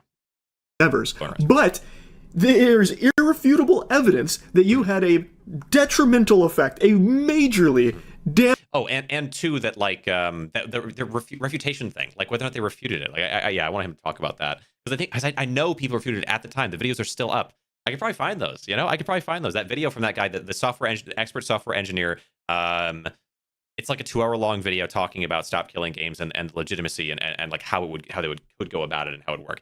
It's really long and it's really boring, and I couldn't get through it. But like, to me, that's like, and so I don't know for sure if that's accurate or not. Like, I'm not saying that that's a pure refutation for me personally of that point, because it's the only point that I even think has any legitimacy. But I think to say like none of his points have been refuted is crazy when so many of them were so easy, and that one had been disagreed with and given evidence against. Damaging effect on Stop Killing Games because of your misinformation that you spread about it in 2 videos and across all your streams, and not once have you bothered to correct that record. And he has said that it hasn't been refuted in 10 months. That is fish paste. That is turbo horseradish. Go to your own comment section on your videos to see everyone refuting you, as well as the innumerable other gamers and voices out there that have taken down those talking points and debunked a lot of them and proven that you just didn't understand it. And that is the big problem. No one hates Pirate Software because he doesn't agree with Stop Killing Games. The reason so many people are angry at him, myself included here, you can disagree with the movement all you want. If you don't like the initiative, I'm not your fucking dad. You make your own choices there. But the reason so many people, myself included, do not like how Pirate Software is handling all this. This feels good. He's thinking, and he's saying all the things. These are the things that I was saying. Like, these are like this. It feels good. It just feels good. And not to say like just because he's saying it that I'm right about it, but just like this is good argumentation. And I think I've seen so much poor argumentation. Like poor argumentation from Asmon at the time. Like I'm watching this stuff and I'm like, yeah, Pirate Software is wrong for this, and this initiative seems good. I want more information on it, and I got more information on it. But at the time, I'm like, okay, I want more information on it. I'm listening to some of his arguments. I'm kind of laying them out in my head, and then here comes Asmon like rocking in to say some asinine nonsense, and then here comes Pirate Software to say that Asmon knows at least more about it than Ross does. But anyway, Pirate Software, what a pain. So it's cool to hear someone like talk in a way that actually they've thought about it and it makes sense. Is he is outright refusing to just admit any level of fault, that he was wrong about anything. And that couldn't be more clear from these clips as well as his tweets that he's made. It's actually his tweets that really sent me off the fucking rails here, off my gourd. Let's start with this little nugget here that he deleted from last night. So he tweeted directly at Ross, the guy behind Stop Killing Games, talking about how he made those videos 10 months ago, and since then... Okay, I think he's going to like kind of summarize. I put out 2 videos disagreeing with your initiative 10 months ago and haven't talked about it since. Now your initiative has failed, and you're blaming me for 33 minutes of the hour-long video covering it. Your community is out in force, shutting up our streams and socials with hate messages, threats, and snide comments. How do I think about that? So there's 2 points being made there. Is like, it's not fair for you to blame me for the failure of this thing when I just make a couple of videos on it, which is on its own is a little strange, because it's like if you're the biggest person on a massive platform influencing people to to believe that a thing is bad when it isn't, and to pick it apart in ways that are inaccurate, like spreading misinformation. Like if you made a 2-minute long video that had, let's say, 13 million views, a 2 million, like, and I know he made like a longer video with less views, but let's say it was a 2-minute long. It's very short. I mean, it's only 2 minutes. What's your issue with me? That doesn't really make any sense. Because if it's seen by enough people and it's influential in a certain way and it's spreading misinformation, that is going to lead to all kinds of pushback and I think public uncertainty. Uncertainty is the right word, I think. Because uncertainty, the problem with it's not even people agreeing with Pirate Software that's the problem. It's people being like, I don't know, like it seems like I kind of agree with some of what he's saying, and I just don't know if I want to like go out and support. Like if you're not 100% confident you want to go support something, you're not going to go and sign a petition. Like that's anyway. So I think that's that initial thing I don't really agree with, the idea of like, okay, I talked about it for only 33 minutes, like, and it ruined a thing that you've been working on for a year. So like, what's your issue with me? Like, obviously I had nothing to do with it. It's only this little bit of a thing, you know. Or maybe he's saying that it's blame me for 33 minutes. Oh, so no, he's talking about Ross's hour-long video. Okay. 10 months ago and haven't talked about it since. Well, I guess it's kind of the same thing though, because he's saying it's about like it's so long ago. But like at the very beginning, you make however long of a video or set of videos and stream, whatever, talking about a thing, and you influence people in a certain way. And now those people are going to be doubtful. They're never not going to be doubtful. I don't know if you can really undo propaganda necessarily. But okay, anyway. So you're blaming me for a certain portion of the video, talking about the things that I did wrong or whatever. Community is out in force, shitting up our streams and socials with hate messages. This is the second point of that first paragraph, which is about hate messages. So there's a certain segment of the online population that's going to exist sort of regardless in this way. I think that if someone like Pirate Software comes out against something super strong and is kind of seen to be wrong, let me think. So at the time that it happened, you definitely couldn't blame Ross for that kind of backlash that was happening. Would you say now it's 10 months ago, like, yeah, there's been problems, but can't you just sort of let it go? But it's like you pour so much money and effort and time and so many people's time to try to make something work, and it's undercut by somebody else. Is it not fair to talk about that, even if it's like towards the end of a thing that's sort of failing? Like 10 months later is like, yeah, it's like a year-long project, and at the end of the year-long project, you're like, yeah, the biggest thing that really hurt us was this thing, and I tried not to talk about it for this span of time because I didn't want to like delegitimize us at all. But like at this point, it's like, hey, this thing happened and it was screwed up. Is it unfair for you to talk about it? Of course, the repercussions of you talking about it will be that someone is going to get a lot of hate, you know. But that's like isn't that kind of a product of their own actions? Anyway, like I think there's something to be said of like you don't want to spread hate, and if there's no purpose to it, but also as like a final thing to that, isn't the fact that you talked about the issue that happened and explained why it was wrong and what went on and kind of the conflicting nature of it, that ended up pulling more press towards the thing itself. Like as long as you're not lying, I don't necessarily see what the issue is with covering something. If he went out there and was like, Pirate Software said this and that thing, and Pirate didn't say those things, and he like manipulated clips to make it seem a certain way, sure, that might be a problem. But just talking about what a public figure does towards or did at any point towards a topic like that, like I don't know how you're gonna be mad about that. If people are mad about it in the comment sections, like the problem would be if there was like misrepresentation. I would say misrepresentation would be a problem in this situation that Pirate Software could be mad about if that's what happened. But like he's not even saying that's what happened, is he? Anyway, okay, so that's first paragraph, right?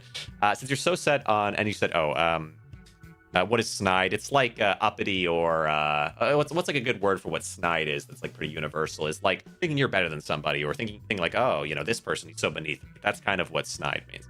Okay, so second paragraph, since you're so set on cutting up my responses into pieces, so here we go. This is what he should have said.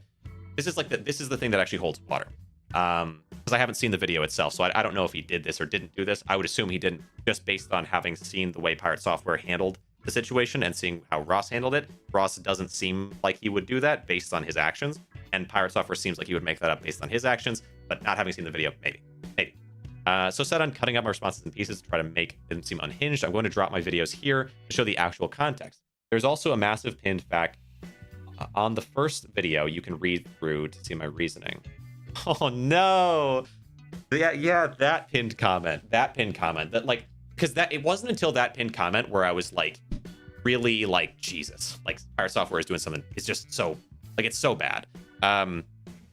So up until that point, it's like he's making arguments I don't really agree with. He's making arguments that I don't know enough about, maybe, and then I'm learning about them and finding them to just not really hold water. And he's making arguments that I don't know if I can refute necessarily, but I also, like, I'm seeing people who do seem more experienced are refuting. And up to that point, I'm like, okay, I got to think about this, right?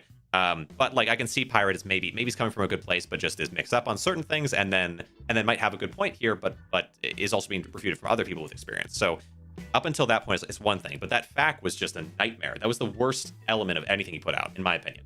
And not having seen the stream might have been really bad, but like I didn't see it, and it was just a stream, and so on.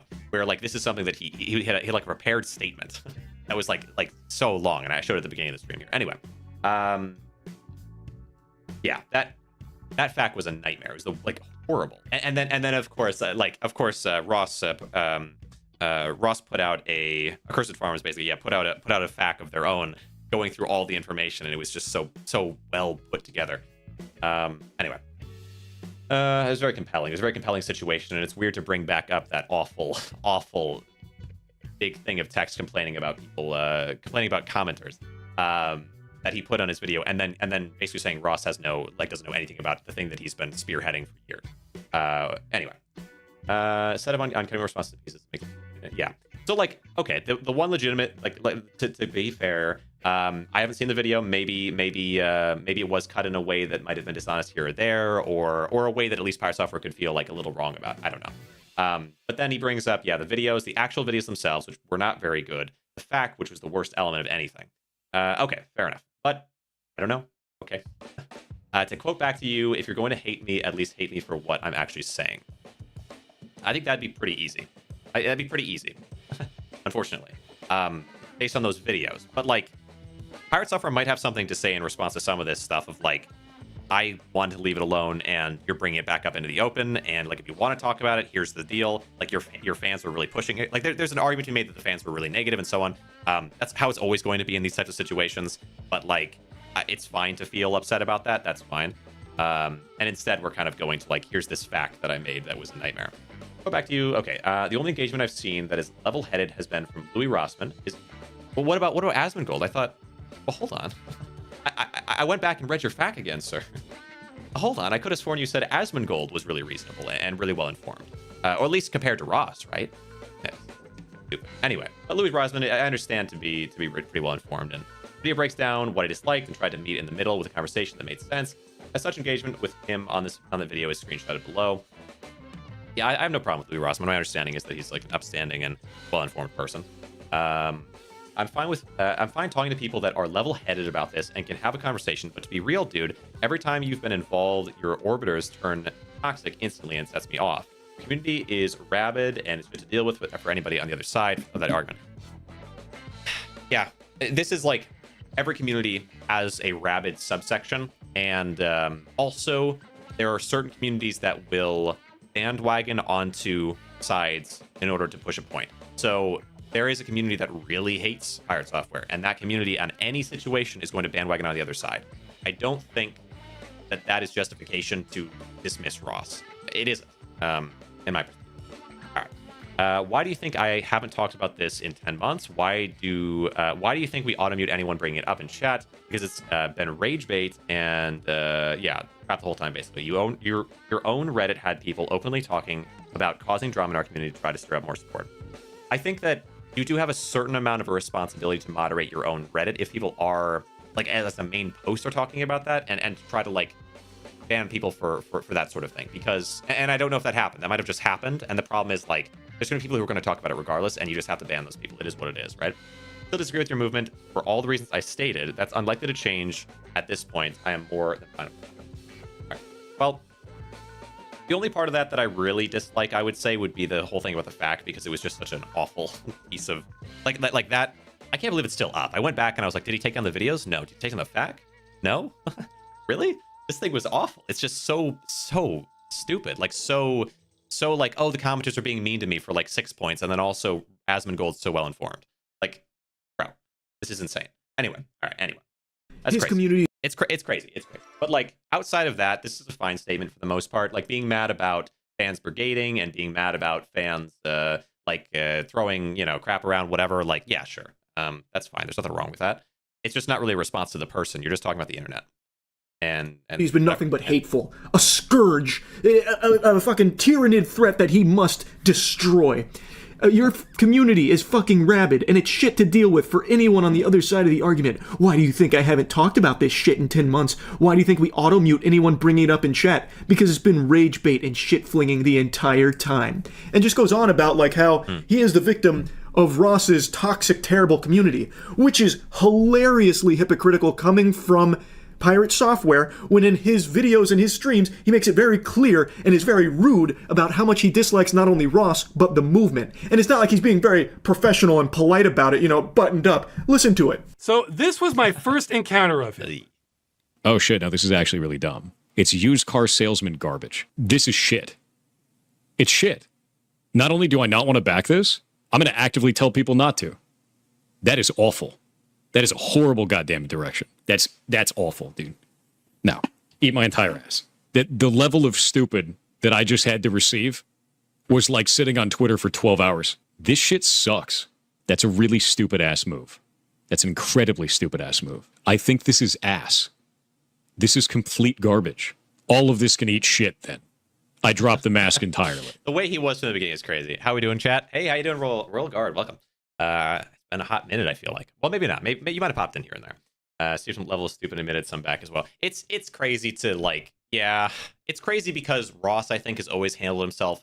I haven't seen the most recent video. I actually really want to watch it. But like after listening to this stuff, I'm like, how did Ross go about this? Because it's being portrayed as though, like it feels to me like it's being portrayed like Ross was like really negative in that, and maybe he was more negative than he had been. I feel like there was some room to be a little bit more like, yeah, this is screwed up, and you screwed over this entire thing, and you could have just talked to me. There's a lot of things you could say, but anyway, it's kind of crazy. It's kind of crazy to say that Ross has been like, yeah, brigading, or that his fans are so awful and they're so vindictive, while also being so much that way yourself as like the representative. Like, you think about like audiences online, there's not any accountability. There's a lot of fans that do crazy stuff. There's a whole website for people that like do really awful things online for like towards creators and towards people like celebrities and so on. Like, there's people out there that are messed up, sure. Like, I agree with that 100%, and that's why, like, I'm never going to invalidate this idea that they, like when he complains about stuff, it's like, yeah, that stuff sucks, and and like the existence of this set of people, sure, all that stuff. But like, but then here he's like you can't push that onto Ross. And also, when Ross is being the more buttoned up, the more reasonable, the more like careful with his language of the two of you, it's a weird thing to levy across, because you know that like if it was turned the other way around, the way that PirateSoftware is talking is meant to like hardcore invalidate, and like he's using explosive language, or whatever we're gonna call it, right? He's using a certain type of a language to make it seem like this person's really vindictive and awful. And then by comparison, Ross is trying not to go that route, and now he's complaining about it. Like if Ross had hardcore like vindicated, it could have been so much worse, you know. And that's what PirateSoftware was doing seemingly from the start. So like, yes, it's a bad thing to have fans do these sorts of things, sure, but it hurts. it hurts for someone to be so. The word is hypocritical, but you could also say just to be so, I guess, not self-aware, and to use such tactics that are so underhanded, and then complain about the other side as if they're the one doing that. Because there are bad people in the community, but the representative is like these are communities, the people representing them, those are the people that like you kind of have to point to as like, well, how did you handle it? Because you can't hold the community accountable. You have to hold the creator accountable, if anybody at all. And Ross handled himself well, and PirateSoftware didn't. Yeah, just a weird complaint to I have no qualms about that. They can eat my entire ass. The whole thing. So that sounds stupid as shit. Yeah, I'm sure it's Ross and his community that are actually the assholes here. Brother, come on, you can't possibly be calling the wambulance with a side of french fries here about people being mean to you when you are literally the one that started the shit-flinging and name-calling. And by the way, Ross never even addressed this for 10 months because he didn't want to dilute the initiative into just having it be boiled down to drama between creators, which I think was actually very big of him. The only reason he's talking about it now is because it's at the end of its life, and so many people still don't understand it because of someone like PirateSoftware misrepresenting it. So he's finally setting the record straight there. Anyway, he did delete that tweet, but just a little while ago, he made a... Deleted? Okay. All right. I don't hate the tweet except for the fact thing. I don't hate the tweet. Like, The rest of it, I think complaining about the fans is fair. I think it's kind of silly to like point it towards Ross like he's the cause of it, because it's more complicated than that. But like for the most part, that tweet is a lot. I mean, it's a lot better than the fact was, you know? Anyway, all right. Been reading through all of the posts against me over my stance on Stop Killing Games initiative. Tons of people calling me a liar or that I misrepresented the initiative. Also, lots of content creators dogpiling to this to get their pound of flesh. I remember him kind of going down that route before. Of like, no one talk about this, no one talk about this, or else like you're a worthless content creator if you talk about this issue. Where it's like, bro, you talked about the initiative, like you've tried to bring down the initiative. Like, what like the use of your platform? You can't try to like shame someone else's use of a platform when you're using it to fight consumer rights. Like that's insane. Like I can appreciate that you could be misguided, and I think you were misguided, and then maybe you learn, and then you say, hey, you know what, my bad, and no one cares. Like it's fine at that point. But for you to like go out here and try to like shame other people's use of their platform when you're doing this stuff, and then you're too afraid to go back on it because you think you'll get some type of negative reaction. Like you think you're going to lose more fans by being honest? Really? Like by just being like, yeah, you know what? Okay, there were some things I was wrong about early on. I do believe this set of things, but these were just factually not true. And hey, that's my bad. I should have looked into it a little more before I made the video. Like that's, I think it's such like an easy sidestep. It's so easy. Yeah. Can't wait for you to turn this. Let's see. Read my pinned comment again to understand. Yeah, it's crazy. Like that pinned comment is the worst. But maybe in this one he doesn't talk about the fact, and that's sort of fair. Because he really, deleting that and being like, you know what, maybe I shouldn't point anyone towards that fact because it was like abysmal.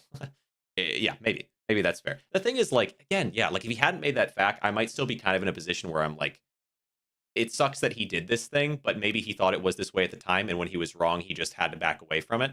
But now he's doubling down as well, so it's like, yeah, there's just no way out. Reading through all the posts against me, let's see. Let's dig into what I actually did and said. I put out 2 videos on August 6th. Yeah, see, this is the thing. I thought it was like a day or a couple days after. Yeah, I was all in such a short span of time. 2 videos, August 6th and August 7th. All right.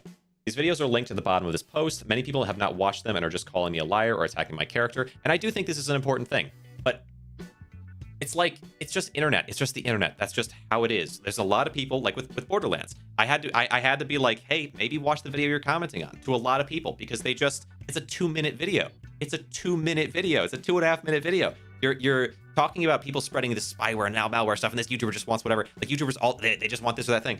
Dude, like my video, the first 2 minutes of my video are talking about what people are saying about it, and then talking about the reality that like that's not like the inaccuracy of it. But then also the last part of my video is talking about Stop Killing Games, and like just it's 2.5 minutes. So I would respond to these people like, initially I'm like, here's what I think, and here's this and that, and like here's where I kind of disagree with you on this or that thing, but I also think we're all on the same side because we're consumers, and this we should all agree and be frustrated by. And then they're like, yeah, but then they're doing this and that thing, and I'm like, bro, okay, maybe watch the video you're commenting on, because like I go into that and then I say this thing, and I do think it's important to spread a message towards like an actual good conclusion instead of just giving up. And they're like, oh yeah, I guess, I did watch the video now, and you know what, you're right, maybe I should have watched the video. I was like, maybe.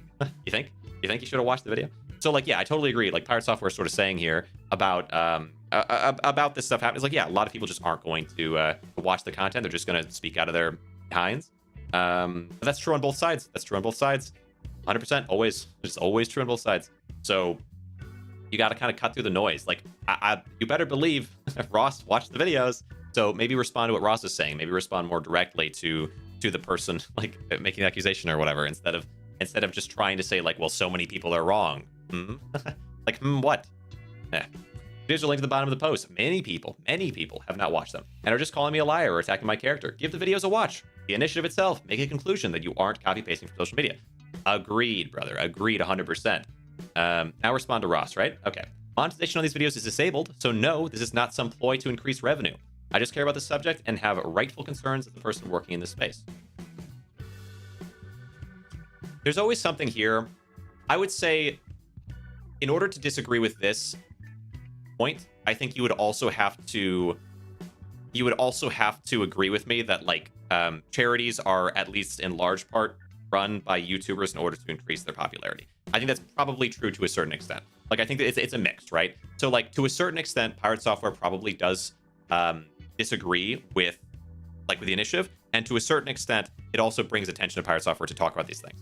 Like that's probably true in the same way as that they're like a charity. Like you might really agree with the charity and so on, but also doing a charity, like yeah, lots of people are like, yeah, this guy seems really cool to do this thing. Let's stick around, watch their stuff, support him because maybe he'll do it again. So like yeah, and maybe there's nothing really wrong with that, but like yeah, yeah, whatever, right? But this is kind of a moot point because I don't care that he's making money from it. Like that doesn't matter to me. It's not about that. Now, there are people that have made the accusation or gone the direction of saying, like, he's just doing it for attention. He's like people who do these things, this drama stuff is entirely attention. They know it ahead of time, and it's all fabricated. And, like, every single thing they do about it is just, like, it's just raising your attention on them. Like, Sneeko, for example, did this sort of thing, right? So, I think there are people that are like that, for sure. It's just, I don't know, like, I just don't have evidence for this, for, like, this thing. And you know, there's a very real possibility that he's being honest about it. So whatever, but like that doesn't refute or change anything about how I feel about it. It's just like a thing to be aware of. Is that he does have beliefs about this, probably. Sure. In the first video, I go through what an initiative is, how it's not law, and how it's a starting point for this entire process.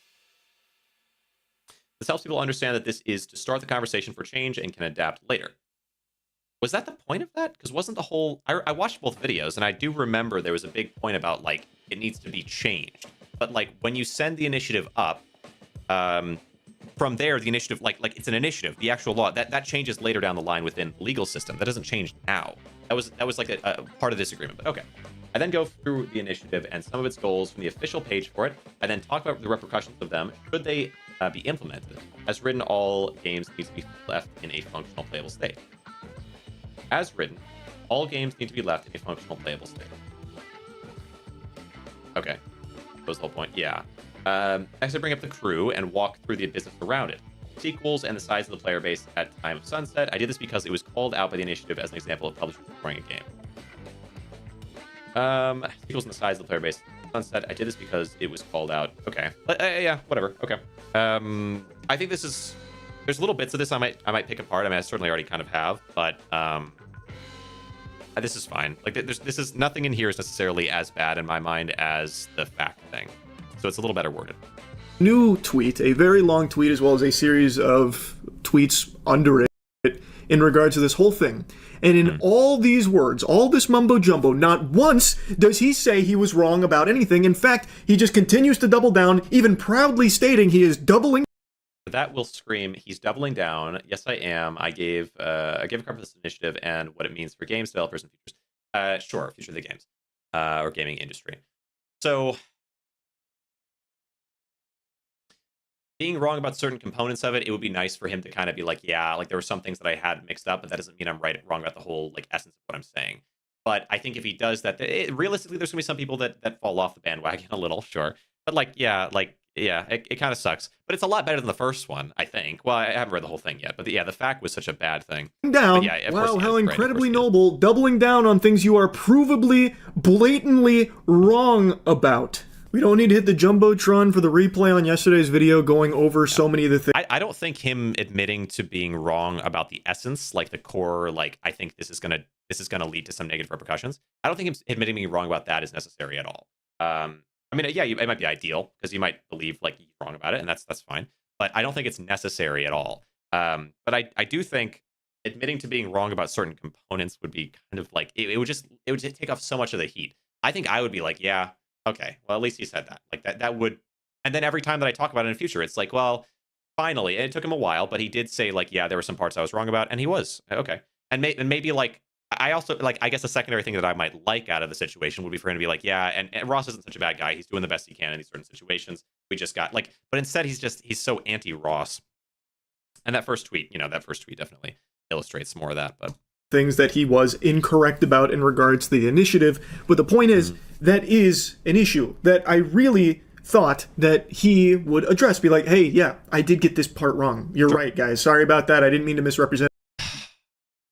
Yeah, did I think this would he have done that? I don't know. It doesn't seem like very likely to me, but maybe he would have done that. I don't know. Whatever. I don't think it's likely, but I can see where Penguinz0 is coming from as like maybe not as invested or like not having seen him talk about certain things like this. But like, yeah, my understanding is he's very like with the WoW stuff, for example, he's just kind of not very likely to admit being wrong about anything. It would have been nice to see, and I think it would have taken all the steam out of my frustration personally. Anyway. In it, I still don't fully agree with it, but Yeah. I do Yeah, recognize exactly. that I had some errors here in my coverage. That's what I was expecting. That is not what we got.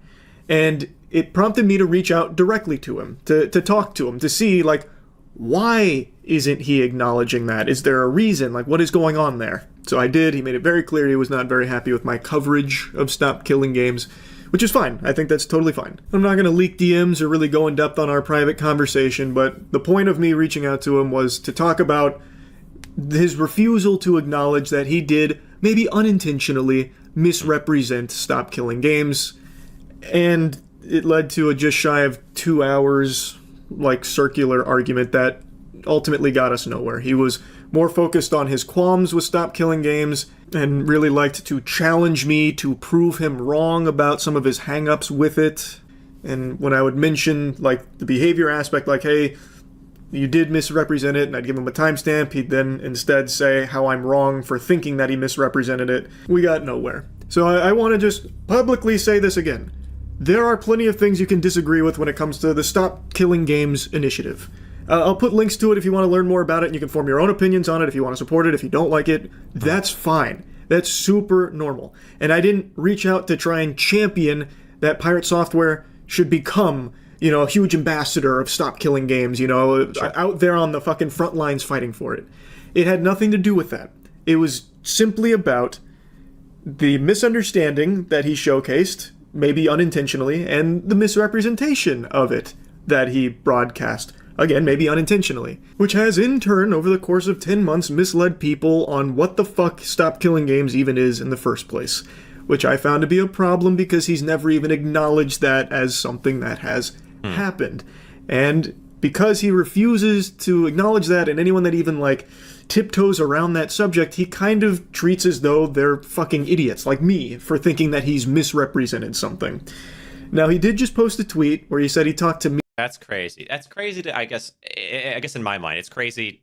It's crazy to have a conversation with someone and for someone to be like, hey, because I'm imagining, maybe I'm wrong, but it sounds from what Charlie's saying, and it's his word against whoever's, but it does sound like he was being pretty reasonable in the conversation. And I feel like if I were to have a conversation, even though I feel pretty confident what I'm saying, I would still want to be pretty reasonable. And the best outcome would be yeah, it's just because he could be mad about so many things, and that's okay. I agree with being mad about the way that fans and people online can act and behave and whatever. And even if he doesn't like Ross, okay, whatever. But just to be hey, this thing and that statement, whatever, could have been misleading to certain people. And there's people online who see that and yeah, that's frustrating. Just to be yeah, that's fair. Some of that stuff, it came out wrong, in the moment, or I didn't totally understand it at the time. It doesn't even have to be almost anything. It's just a little something of yeah, and not I'm sorry you feel that way, but an actual hey, this, yeah, this or that thing I could have done better at explaining, or I didn't mean this by it, you just took it the wrong way. Even I guess would be something but just to iron out what the position actually is in a way that is accurate. Me and Josh Strife Hayes, and in that tweet, this will prove how useless our conversation was. Unfortunately, there's not a single peep about misrepresenting what Stop Killing Games was about. It's more so about how the public just doesn't understand game development, and it kind of reads to me like we're all just too stupid to understand it from his side of things. Our conversation basically amounted to toilet. Yeah. The thing is, this is everything that happens with PirateSoftware reinforces my feeling that this isn't some planned out, thought out thing. It just sounds so believable. It just sounds so believable from the very beginning. But maybe he's a genius of communication in sort of a way. But from the very beginning, his responses are they're very boilerplate, feelings that I've had. When I cover topics that are it's very rare that I do, but anytime that I've entered into this end of things, politics or whatever, covering the Borderlands thing, there's so many people that say so many things. And at first you're well, here's all this laid out thing. But then this eventually it's just Jesus, how many of you on my side and the opposite side, I recognize, but I guess if you're mainly responding to people from the opposite side, how many of you are you just don't know anything about it and you're so passionate and so certain. It does make you feel people are so stupid and whatever. But realistically, the people that are commenting don't represent the majority. The video that I made in Borderlands, it got I don't know, it got a few hundred likes or whatever, and it got 20 dislikes or something. So a lot of people agreed with me. There were probably many of those dislikes probably came from people who commented. But so many of those likes came from people who didn't comment. And so many of those views came from people who didn't comment. Like, I don't know how people feel about it as like a whole, besides like that the majority seem to like. So like, yeah, it feels like it's very easy to be like, yeah, these people are all dumb, especially if it was like entirely against you.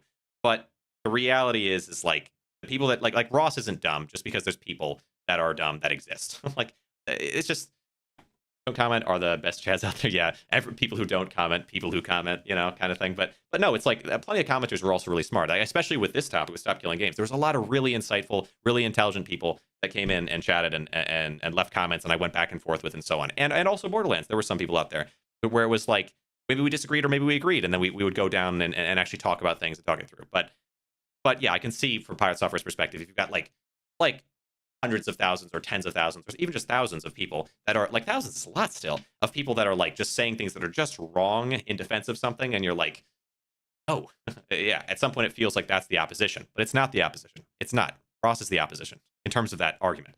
And he's informed and he's intelligent and he's able to hold a conversation around it. And Louis Rossman is good. Louis Rossman is good too. Like, I don't take any issue at all with wanting to talk to Louis Rossman either, but paper, unfortunately. Again, I was focused on, you have done this, maybe unintentionally, you should at least say that you have, or like, you know, are you aware that you did this? And then it became more of like, nope, I didn't. You're wrong. And then he uses our conversation at the start of this for something that was not even the focus. I was not there to try and convince him to be part of Stop Killing Games. I don't think we made any ground on like his perspective versus mine on Stop Killing Games. He has some qualms about how difficult it would be in certain cases. I agree with that, for sure.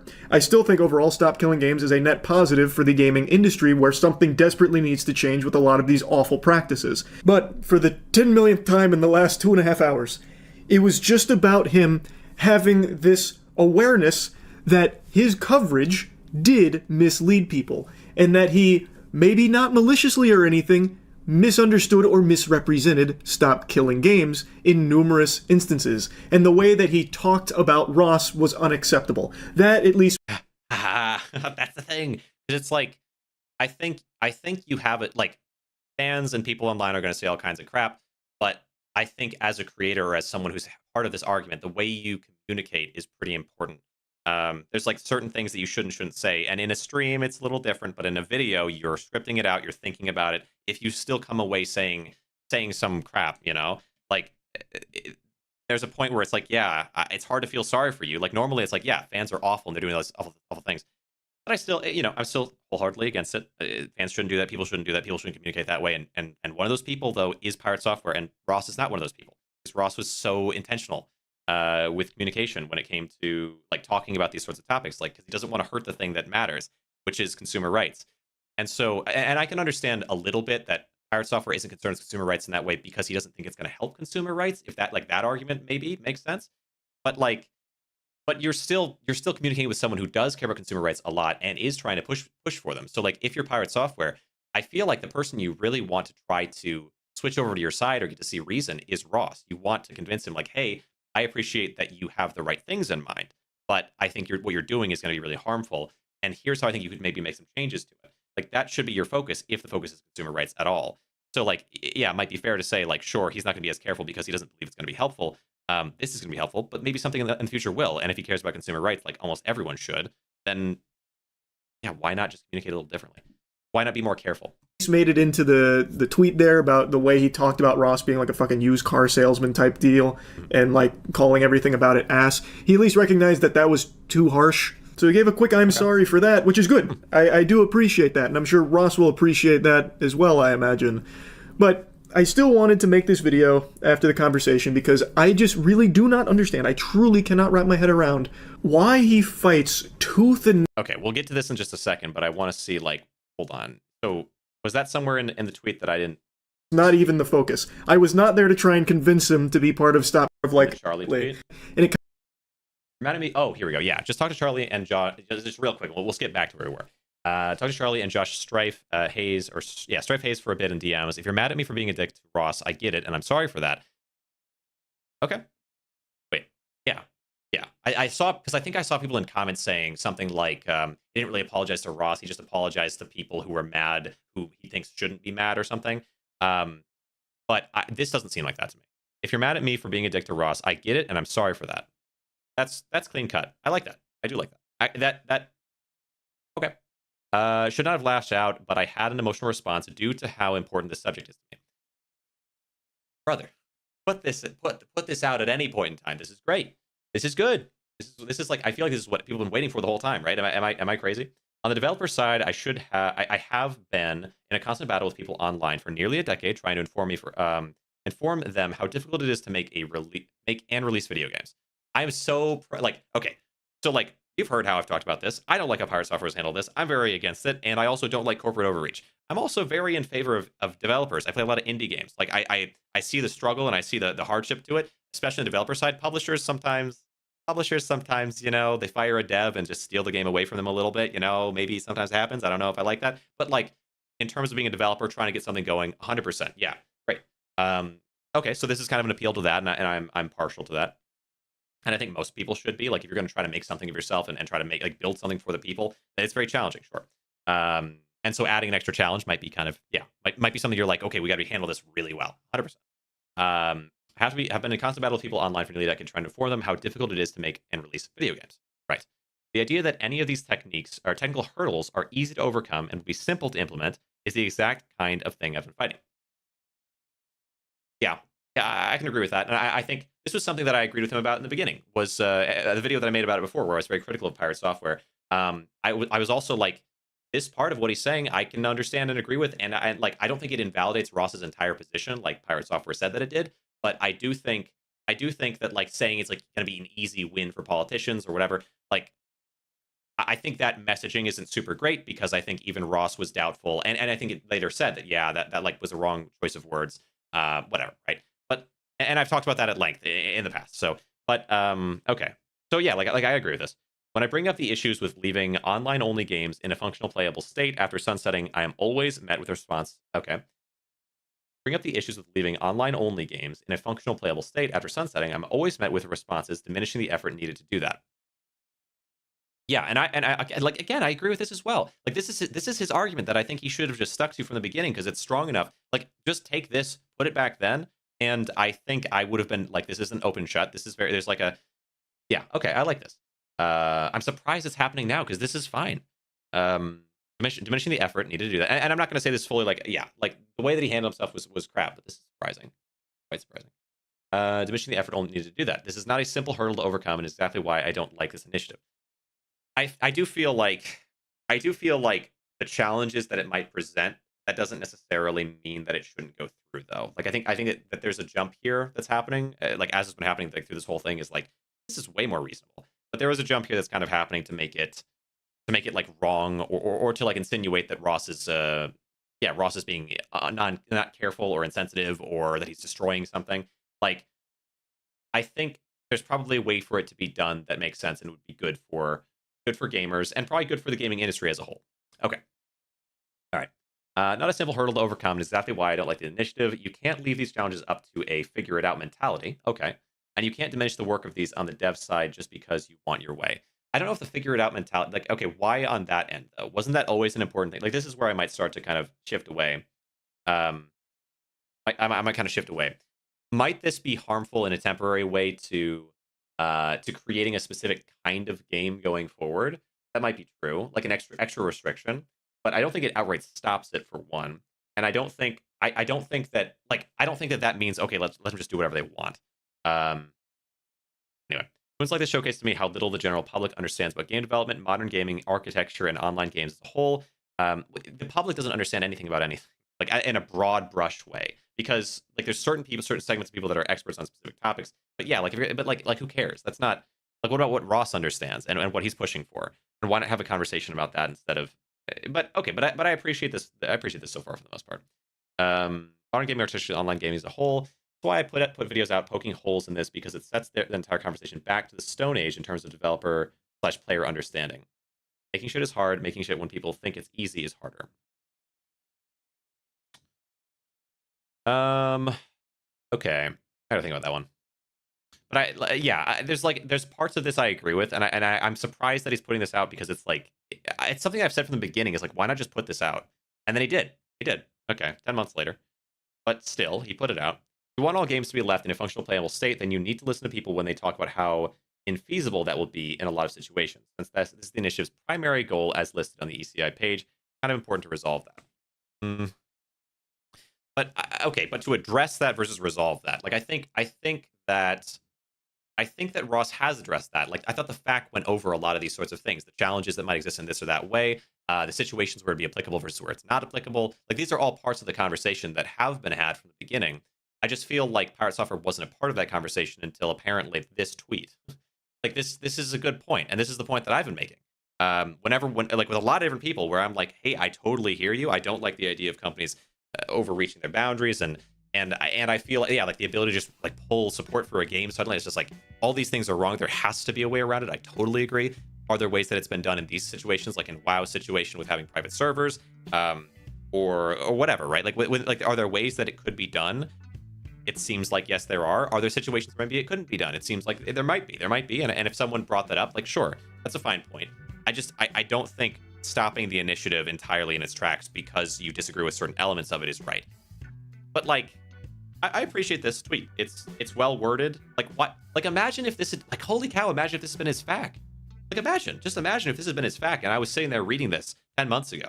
And I was like, yeah, okay. Like I don't know if I agree with every element of it, but this is still good. Like worlds are different. It's just crazy. It's just crazy. It's crazy. But I appreciate this because it addresses basically everything that I've kind of talked about.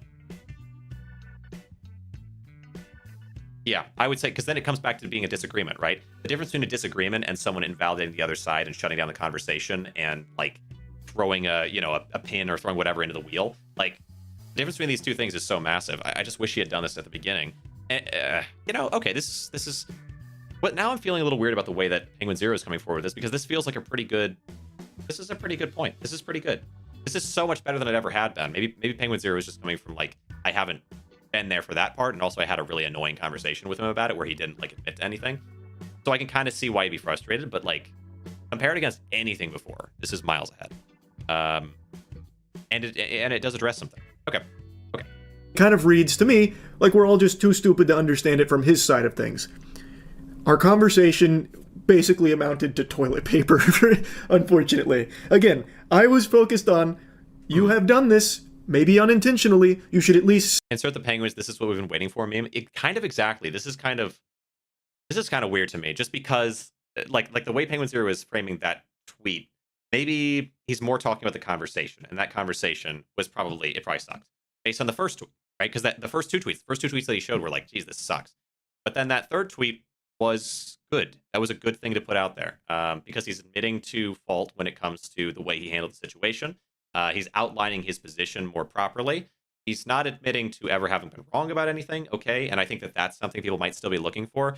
But I think it's always been the case for me that, like, whether he's wrong about certain things doesn't matter if he's right about anything. So if there's some component of this that he is right about, it's good for us to consider it, right? It's good for the public. You want to consider and maybe he's wrong about it. But, like, outlining that position, maintaining that, talking about it, expanding it, and then also handling yourself with a little bit more grace than to big ups Asmongold while you crap on Ross. Like handling yourself a little bit better. Like these are all things that I think put me a little bit more squarely in like the like he didn't handle himself super well, whatever, but like also he apologized and addressed it. Am I crazy? It kind of sucks because I've been so far on one side, but I gotta say, like that tweet was a lot better than I possibly could have imagined it being. Say that you have, or like, are you aware that you did like this? Like after everything he said up till now, it just doesn't feel like it would make any sense for him to say that. So I appreciate then it became more of like, nope, I didn't. You're wrong. And then he uses our conversation at the start of this for something that was not even the focus. I was not there to try and convince him to be part of Stop Killing Games. I don't think... Is the tweet longer than what he showed there? Is that what's happening? I'm kind of confused. I just read the tweet that was on my screen. Okay, hold on. Let's look at Twitter. PirateSoftware. I don't... This is a little confusing to me. Because this is just not what I just read. PirateSoftware. Okay. Okay. Okay. Wiki. Left in functional playable state, then you need to listen to people when they talk about how infeasible. Yeah, like, okay. I don't know that saying, okay, maybe the argument is maybe saying one thing out like so late after the fact doesn't justify all the actions taken till then. I can agree with that. That's why I would maintain, like, I think the way he handled himself was really bad before. And I think also his like sort of unwillingness to listen to reason about some things is definitely there. But like he's triple downing on the point that I keep saying. I think I'd like to see him actually talk about and stop talking. Like, you know, and he apologized. Like that's, but he did. Okay, he didn't delete. Well, hold on. And reading through all the posts against me over my stance on the Stop Killing Games initiative, tons of people calling me a liar or that I misrepresent the initiative. So this part, in the second video, so outline the video, he didn't delete that part. Before you doesn't mean you shouldn't blindly follow me just because I said pretty words on the internet. You also shouldn't. Okay, blindly bash me because some other creators said to. Watch the videos I put out, read the initiative, decide for yourself about critical thinking, and don't also stuff. Okay, doubling down. So yeah, I guess I would say with a lot of this stuff is like he posted the good tweet under a bad tweet, like in response to a bad tweet, and then he did put out these videos that were super negative, but like the good tweet's good. Okay, I don't know. A little more of a toss-up, I guess. But I think anyone who's saying he never apologized probably can't say that anymore. And anyone who's saying that he never really admitted to being wrong about anything, probably that's still fair to say. But it is, yeah, it's a little bit less clean cut than it was. He made any ground on like his perspective versus mine on Stop Killing Games. He has some qualms about how difficult it would be in certain cases. I agree with that. For sure. I still think overall Stop Killing Games is a net positive for the gaming industry where something desperately needs to change with a lot of these awful practices. Yeah. Okay. So yeah, I guess. Yeah. The problem is still that he's pushing against consumer rights and like the thing that he's doing, the outcome and the actions are not good. But it's more defensible now. But it's like the early stuff is not defensible, but like the current stuff, I don't know. But also like. Tough, dude. Yeah, that's tough. Because I agree with Charlie, and I believe what Charlie's saying. Like we're on the same page. We agree on this sort of topic. But like, but like the way that it was for me before was more of an issue with PirateSoftware. I guess I would say for the sake of Stop Killing Games, is this a good thing or a bad thing for Stop Killing Games? I don't know. On that one. Like admitting that you were kind of a jerk to Ross and that you wish you'd handled a little differently, in terms of that stuff is fine. Like that, but that like is maybe good for the initiative. But then legitimizing the other end a bit more by just not being such such a fall guy about it and instead being a little bit more understandable, probably is bad for Stop Killing Games because it makes them seem a little bit less like the opposition a little bit less wild. But also, how many people are really that opposed to it? The thing about it is, like, I don't feel like PirateSoftware has a massive community of people who really hate Stop Killing Games. I think most people in his community are just like, this sucks. Like, what you're doing sucks, and I don't like it. But also, like, I like some of your content. That, to me, maybe I'm wrong about that, but I generally feel like there's probably not that many people in PirateSoftware's community that are super anti-Stop Killing Games. It feels like he's more on his own. I could be wrong. For the 10 millionth time in the last 2.5 hours, it was just about him having this awareness that his coverage did mislead people, and that he, maybe not maliciously or anything, misunderstood or misrepresented Stop Killing Games in numerous instances. And the way that he talked about Ross was unacceptable. That at least made it into the tweet. Good. Okay, he's going to talk about it, because I was feeling a little weird, because it's like, how are you going to show that on screen? Because I've seen creators do this a few times, where they'll show a ton of text on screen because they want to appear like non-biased, impartial, and to have done research. But then some of the text they show on screen are like conflicting with what they're saying. And when they do that and they don't address it at all, I'm like, look at you sideways a little bit, right? Like when it came to the whole iDubbbz and Froggy Fresh situation a while back, I remember there was someone I was watching, a Cheeto or something, who was going through this whole situation, showed a ton of text up on screen, and then just like completely misrepresented what they said in order to be like anti-iDubbbz. Or to make iDubbbz look bad, when actually it made the other guy look pretty bad. And so I was like a little concerned, because I don't feel like, I haven't seen anything from Penguinz0 that made me feel like he would do something like that. But yeah, just wanted to see that happen. Wanted to see this.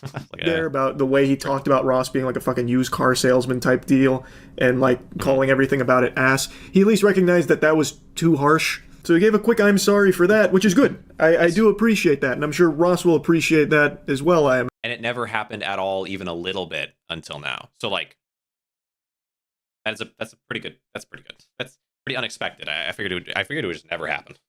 because I keep saying, okay, you just literally do this thing, and he just keeps not doing it for so long. So yeah, imagine. I appreciate that happening. But I still wanted to make this video after the conversation because I just really do not understand. I truly cannot wrap my head around why he fights tooth and nail coming for throats for anyone that tries to mention that there was misrepresentation in his coverage of the Stop Killing Games initiative. He is right, yeah. So this becomes the new problem, which to me is it's like it's always been the secondary problem in my mind, because I think the shutting down of conversation that PirateSoftware went around with like his treatment of Ross and his way of saying like invalidating him entirely as a person to talk with about the issue. I feel like don't even listen to him, don't talk to him, whatever. He's just lying, or he's just like he did this one thing and therefore completely invalidates his character entirely. Like to me, that was always the number one thing where I was like, I'm willing to listen to somebody, but if that's the way you're going to approach it, it makes me it makes me really not like where you're coming from, because I think people aren't like, I try my best not to do that to anybody, because I think as well as I can, because I think it's just a really bad approach.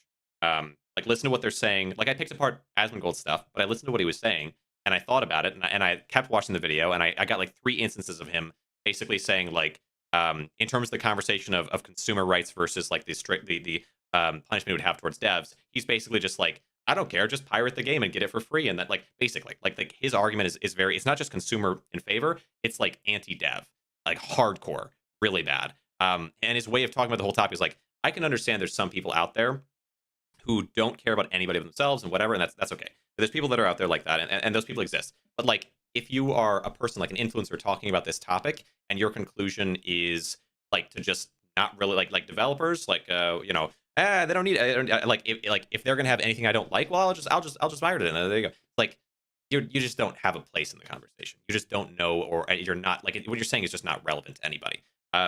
I really hated Asmon's coverage, which is part of why I was so sensitive to PirateSoftware saying Ross knows less than Asmongold, because Ross is educated and having the conversation, and Asmongold is at the time is just playing to the crowd. So anyway, funny if in the end it passes and makes real problems for gaming that will not foreseen. Pirate will be I told you so. In the end it passes and makes real problems for gaming. Never seen. The thing with initiatives, like things with laws passing, is there's always a certain period it takes before they start to have really positive effects that are without downside. So it wouldn't surprise me terribly if there was some change made and then it wasn't handled perfectly initially and whatever. I don't know if there's a way for this to really, is there a way for this to really become a bad thing for consumers? If less games get made in some kind of a way, I suppose. But like, yeah, I don't know. I don't know. A lot of games this wouldn't even really apply to, because they'd be so easy to make this happen. It's just for very specific games that would matter.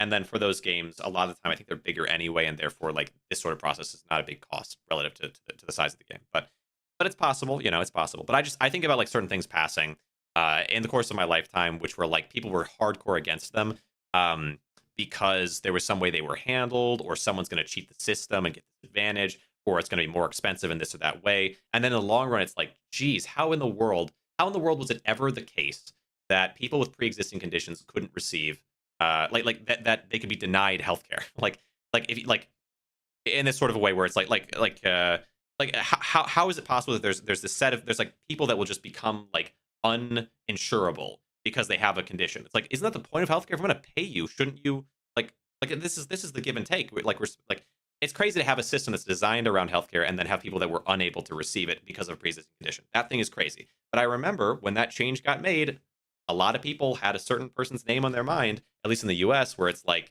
oh, this is terrible. Like this got changed. Like, oh, it sucks. It's like, bro, until so recently, like until just now, you couldn't have, like, you could get denied coverage because of a condition.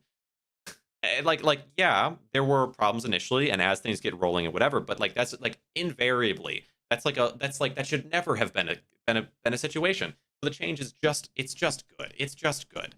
And so like with something like this, yeah, there might be some problems that roll around, but But yeah, it feels like that to me a little bit. It's like, yeah, there's always going to be people complaining about it if it's a new thing. Sure. Some games not agreeing with the new law and just ban the game in the EU, so they have no problems with it. I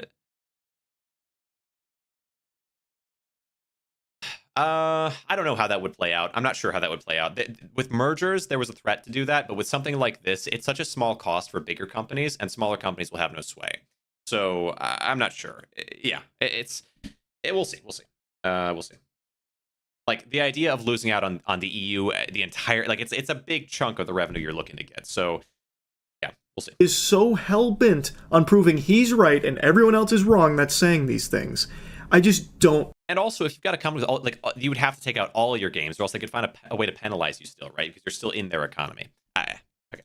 Get it. He's just treating it like he's got the mega mind, once-in-a-generation galaxy brain that no one can possibly understand. All us plebeians are beneath him, and we're lucky that he even graces us with streams, and we're stupid for thinking that he did anything wrong here in regards to his coverage of Stop Killing Games and what it's actually about. It's just so odd to me. Because if he would just come out and be like, yeah, you know what? Looking back on it, really reflecting, hearing what you guys are saying, I can see why this was so misleading for so many people. I didn't mean for it to be. And yeah, yeah. Okay, so this is the two sides of the equation. He kind of did the one side of the equation, which I thought, like, after 10 months of him not doing and so much backlash for it, the odds of him actually doing that seemed kind of low. So the fact that he did it, maybe it's because of the pressure from having the biggest guy on the platform talk about it. Maybe that's what happened. And then but then this other side of it that Charlie's talking about here, we'll see. We'll see how this plays out. Because now this massive person on the platform, not the biggest, but you know what I mean, like massive guy on the platform, him addressing this specifically, like, here's my issue with the way that he's responding, that he's not taking accountability even for the things that are just so clearly and blatantly wrong. Maybe PirateSoftware like, yeah, you know what, I was wrong about these certain things. Well, maybe he won't. But like, there's definitely something to lose by not doing it, I think. Maybe I misunderstood some of these things. This would not have been nearly as big of a deal as it has turned into. Yeah. And I went back and looked at some of his previous dramas, I suppose, and that is a common thread with PirateSoftware. Like in World of Warcraft, he made a mistake, but he completely refused to acknowledge the mistake, and it made it a much bigger snowball into an avalanche for him, which led to a ton of other problems. He just has this inability to, like, accept that he can make mistakes. Like, he does things wrong sometimes. And he needs to recognize that it's okay to be like, yeah, I did do that wrong. You're right. I was incorrect in this. It is just this. It is just this. Yeah. And this is the thing. Like, when I was watching the WoW stuff, the World of Warcraft stuff, I was like, I can see, this is the only tie-in that I can see, which is like a pattern of behavior. But I remember seeing that Quinn guy make a clown of himself online, just like farming for any amount of attention over the situation, in my opinion, okay? Of just like hounding about things. It's like, this is World of Warcraft, dude.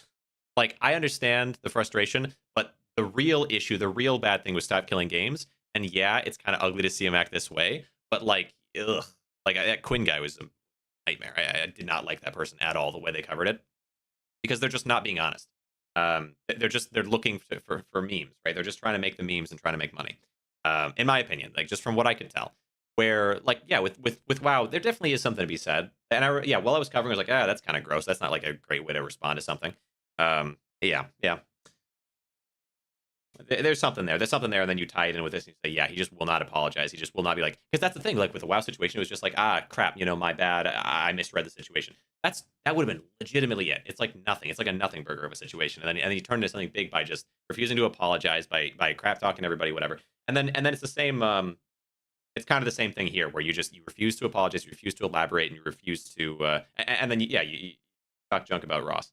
And everyone likes Ross. Like, and generally speaking, no one disliked the people in WoW. Like, these are just, there's nothing wrong with what they're doing. So, yeah. And it would save so much of a headache. But he just comes across as a narcissist. He really does, unfortunately. Like, I'm not an armchair Reddit psychologist here going to diagnose him as a narcissist or anything, but like, that's what it comes across as. He just refuses to admit that he ever does anything incorrectly. It admits no faults of his own, ever. Except, I suppose, to Ross here, which maybe this is the beginning of a big character development for... Right, exactly, right? Because that's what I'm thinking while I'm listening to this, is like, technically, if we want to be, exact about it a bit better, like, this is exactly what he did in this situation, and it's something he hasn't done in all the time that, so, but, like, it doesn't absolve everything or whatever, but I think it's pretty important. Because I think a lot of, there's just this one side of it that he hasn't admitted to that I think is pretty important as well. for Pirate Software. He did apologize to Ross for how he treated him and what he said about him. I think that's great. Yeah. Would love to see that same kind of energy for understanding where people like myself are coming from with your coverage of Stop Killing Games and why people feel the way they do about what's happened since with your responses. But anyway, I won't keep yapping about it. That's really about it. So yeah. Okay. Well, I finally finished one of the best bad... Okay. Yeah, well done. I mean, it's a solid video. I was a little worried he was going to skim over it because he I let it kind of go on for a while after and listened, and there wasn't, I feel like, a really like, hey, here's the importance of that, because that is important. That's unusual. It hasn't happened in this span of time, and it's been 10 months, right? So for it not to have happened in that span of time, just a little bit of accountability. It was nice to see it happen. But yeah, it would be nice. It would be nice. Okay. So I guess, okay, we will quickly, hold on, I'm gonna scroll up here. There was a video recommended. I'll take a little look at it. Okay, I'm curious. I'm not a big conspiracy type person. It's very possible I'll watch it and be like, it's just, that's not really supported. But I also, maybe there are things that I didn't see, especially that first stream where it's like, yeah, very strange behavior was going on there potentially. Hold on. Where am I looking here? Scrolling up. Let's see. Evans for being okay here. I hate Pirate Software by Harmful Opinions. Have I heard of this person? Maybe. Not sure if I have. It sounds like a name I would recognize. But yeah, I'll take a brief look at this because I'm curious. 44,000. Another one 8 hours ago. We're going in, but fair enough. Like I don't think someone's like milking a situation just by talking about it necessarily. Ladies and gentlemen, how he talks about it. Have I heard of this person? I hope I don't. I hope my coverage of this doesn't make anybody mad. But I conspiracy stuff. But it might not be. This might be perfectly fine. This might actually be like super fair. And we'll see. I have to be on. And this and the follow up came out after that apology, which I find a little surprising again because up until now, just never would admit to anything. And it was frustrating because it's like I'm trying to be reasonable. And I think it's good to try to be reasonable at least. Oh, why is that staying? Oh my gosh, dang. Okay, hold on. Picture in picture. Let's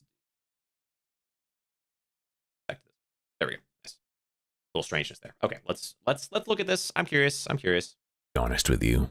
I am incredibly disappointed in Ross of Accursed Farms. Despite his disarming Hyraxian countenance and endearing extreme conflict aversion, I can't let this slide. Let me show you. Thor here has been the #1 voice on the campaign, and he's been lying about what it is.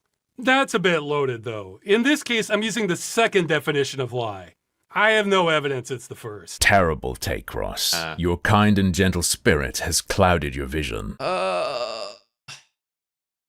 Yeah, I'm in the middle on this one because I think like I don't know if you can totally say that there's no evidence that he doesn't know that like some of the things he said are wrong. He for sure does. There's certain things he knows are wrong that he didn't do an addendum on. And I've said that from the beginning. I feel like there's no way he doesn't know that the whole like his understanding of the initiative when he first said it was either misspoken or outright wrong now. But when he said it, was he lying? I don't know if that was a lie. Now that might have been misinformation and therefore like fall into the second definition. But like now if we look at it from here, when he says things like I'm like basically when he doesn't admit or even says like I'm not what I said was still true. Like, well, what do you mean by like what part of what you said? Because some of it is false, and he does know was false. But by being vague, yeah, okay. Well, let's listen. But you're it's right. Clear, unless you're a total sucker, that Pirate Software was doing the first. 2 points here. Firstly, while my intro criticism is a joke, I do genuinely think if you're going to be dropping accusations of lying on someone, it's gotta be that they're deliberately practicing deception. This second definition thing is a bit... I agree with this. Okay, I'll let him cook in a second. Okay, but there were people, there was someone in my comment section whose name was like, basically a certain political party always lies. And I'm like, I don't like that political party. Okay, I hear what you're saying, but also, I actually don't think most people don't have an incentive to lie. They're not trying to lie. Like a lot of people, and people in these positions, like Pirate Software, there is reason to lie. They might have reason to lie in certain situations, sure. But there's a lot of people who don't and still say the same kinds of things, or like again with like political things, people that might have a belief genuinely that is not founded on a whole ton of information, but the other side's usually isn't either. Like maybe the people at the highest end might know that they're lying or know or believe what they're saying, but at the lowest end, most people in most of these situations are just running off of limited information, not necessarily a lie. But yeah, with what he's saying here, there's we'll see. It's slippery and doesn't even apply because it clearly relates to the metaphorical characterization of things that don't have intent. Though some would disagree, PirateSoftware is indeed a person and not just a thing you can interpret and mislead yourself with. Second point about this, he's totally doing the first. I understand Ross's hesitation and his stated reason being, I have no evidence it's the first. but actually, yes, you do. See, if you want concrete, empirical evidence of someone lying, you'd have to be able to read their mind. You'd have to be able to show that they did absolutely mean to deceive, and that it wasn't a slip or a mistake, that they didn't forget something or misunderstand. YouTube doesn't yet have a built-in brain scan function, and yet we can still fairly call people liars. How is this possible? Well, it's this wonderful little thing called deduction. You look at a collection of facts and you draw a conclusion from them. And if that conclusion is reasonable, you can go ahead and state it to the world. Like this. I think PirateSoftware is a liar. Now, why ever would I say that? I take no issue with this necessarily. You thinking something, you can state it for sure. To know it though, I don't know. Like deduction is one thing, but that's necessarily like not knowing a thing. You're coming to a conclusion based on evidence. And there is evidence. Of course there's evidence. But like whether the evidence is conclusive is up to the individual / up to like a certain level of reason, whatever, right? Depending on how, yeah. Anyway, carry on. Several reasons. Let's go through a few of them, starting with the one I think is the most fun. So, in a very tiny nutshell, Stop Killing Games is what it says on the tin. They don't want games to be snapped out of existence when publisher support ends. There are multiple reasons for this, but in the case of their current petitions to governments, they are pursuing a consumer rights angle. They want live service games to have some kind of end-of-life plan. When they shut down, they don't want it to just evaporate. They want there to be something. Specifics left to be negotiated. In other words, they want to mandate that going forward, games have some sort of contingency plan to prevent them from being wiped from functioning existence, if they are at risk of that. Now here's the fun part. Did you know that PirateSoftware, before even looking at it, guessed correctly and was afraid that that's what it would be? On April 7th, months before he published his first video about it, he was asked about Stop Killing Games. Check out Accursed Farms on YouTube or his website, Stop Killing Games. This is the thing, because it's not, I don't know if deduction's even the right word. This is what I was looking for, is like when he was saying there are ways you can know, I was going to say conflicting answers. Saying one thing one time and the other thing the other time, pretending not to know the thing you've already previously stated. That would be that wouldn't be just like deduction. Like that's conflict. That's like a that itself is like a fact, a proof of now, and you forget and so on. Now that's like another argument of that, but like you have it somewhere in your head to be able to think about it, and you sort of are choosing or are like you're being kind of negligent in whatever. But if he previously said it, yeah, that would be different. That's something. So I'd be really interested in looking into this. The thing that I'm worried about at the outset is wanting to put any type of legal framework together to force studios to have a contingency plan for games that are live service games. This is the concern that I have. Months before he made his first video, he stated fundamental opposition to any law mandating any kind of plan B for live service games. I think what he stated there is what's the difference between what he just stated there and what he said in general, though? Hold on. Together to force studios to have a contingency plan for games that are live service games. This is the concern that I have. Yeah, concern. So you're concerned. Okay, we'll just keep in mind, that when you say, like, I have a concern that the idea is to force, like, I'm concerned, I guess, with the idea of, like, forcing developers to have a contingency plan. I'm concerned about that. That's reasonable. Okay, fair. I guess I would be too. Yeah, sure. Okay. But there is a point to that he had, at least was aware of the concept or understood the concept of, like, okay, yeah, you'd force legally companies to have a contingency plan. Yeah, and there's concerns with that. There always were, right? This is what Charlie said as well. Before he made his first video, he stated fundamental opposition to any law mandating any kind of plan B for live service games. He is fundamentally opposed to the petition in its essence and at its core. He then states, Yeah, I guess I am too, and so is Charlie. Is that true? Is everybody who's ever covered this or thought about it also like isn't Ross concerned with it as well? Like, okay, all right. I like doesn't he have a concern about making sure that it's done in a way that's effective and you know, not restrictive in a way that's like super negative? Isn't everyone concerned with that? Okay, all right. that he will be looking into it. Maybe So I want to go research it first, because everyone's been talking about this. And elaborates on why he's against any kind of mandated contingency plan. Because I don't want, and this is the real one, I don't want the government telling indies that they have to have their live service game stay online forever. Okay. Also good. Yeah. So is Ross. Okay, on the same page as Ross, at least at this point in time. So everything you said so far has been on the same page as Ross, myself, Charlie. And then somehow this escalates into him being like, okay, I don't think they're going to handle it well. And here's the ways they're not going to handle it well. And here's what they said in here that I don't agree with. And some of that, I think, is where he starts to get wrong, right? I don't want that. Nobody wants that. But when you're talking about a legal setting to force people to do this, you're generally moving in that direction. He's scared of the slippery slope. It'll go in the direction that people be forced to keep their games online forever. Specifically, he says he's scared for the indies. You get a whole lot of these problems where there's like smaller games, and everybody's focusing on the big juggernauts. They're like, what happens when World of Warcraft goes away? I want to play World of Warcraft. But you're not thinking about how this could impact everybody in the space. Just the big titans. Everybody wants to stick it to the man, and they forget that, well, the man is not the only man on the board. Agree or disagree, noble enough? Worried about the costs this adds for the little guy might stop people from making live service games when they otherwise would. So over the next months, he goes off, does what he said he'd do. He's going to look into every little bit of Stop Killing Games. Read a whole bunch of stuff. We see every little piece that they're talking about. And before making his first video about it, he certainly saw Ross's Europeans Can Save Gaming video, because he quotes it. In that video, Ross compares the loss of games to the loss of films. And now most films of that era are gone forever. That's very similar to what's happening to video games today.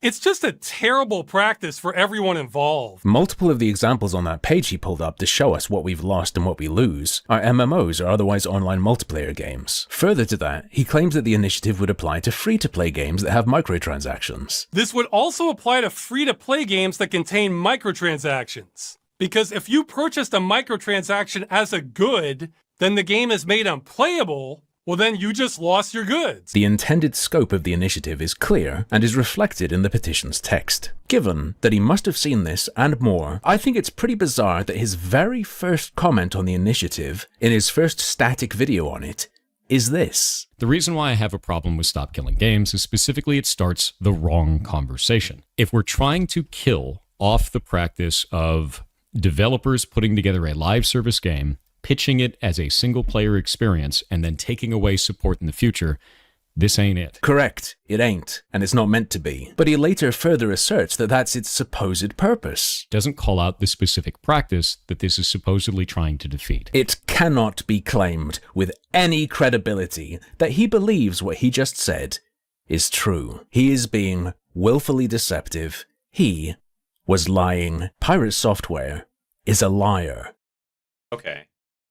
I think I'd want to see a little more because there's now this creates two scenarios for me. It's interesting. It's an interesting position and a lot more reasonable than I think a lot of people were at the time.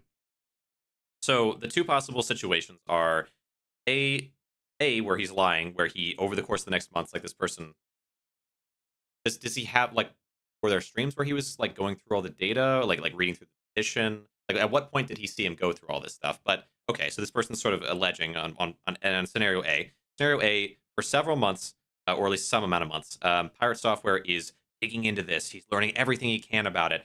And then he also watches, of course, the videos because he quotes them, right? And so he should know every little detail about it. And then he comes out and says something that's not accurate about it. Therefore, he's a liar. Scenario A. Scenario B, where he's not lying, but is in some way misinformed or misremembering.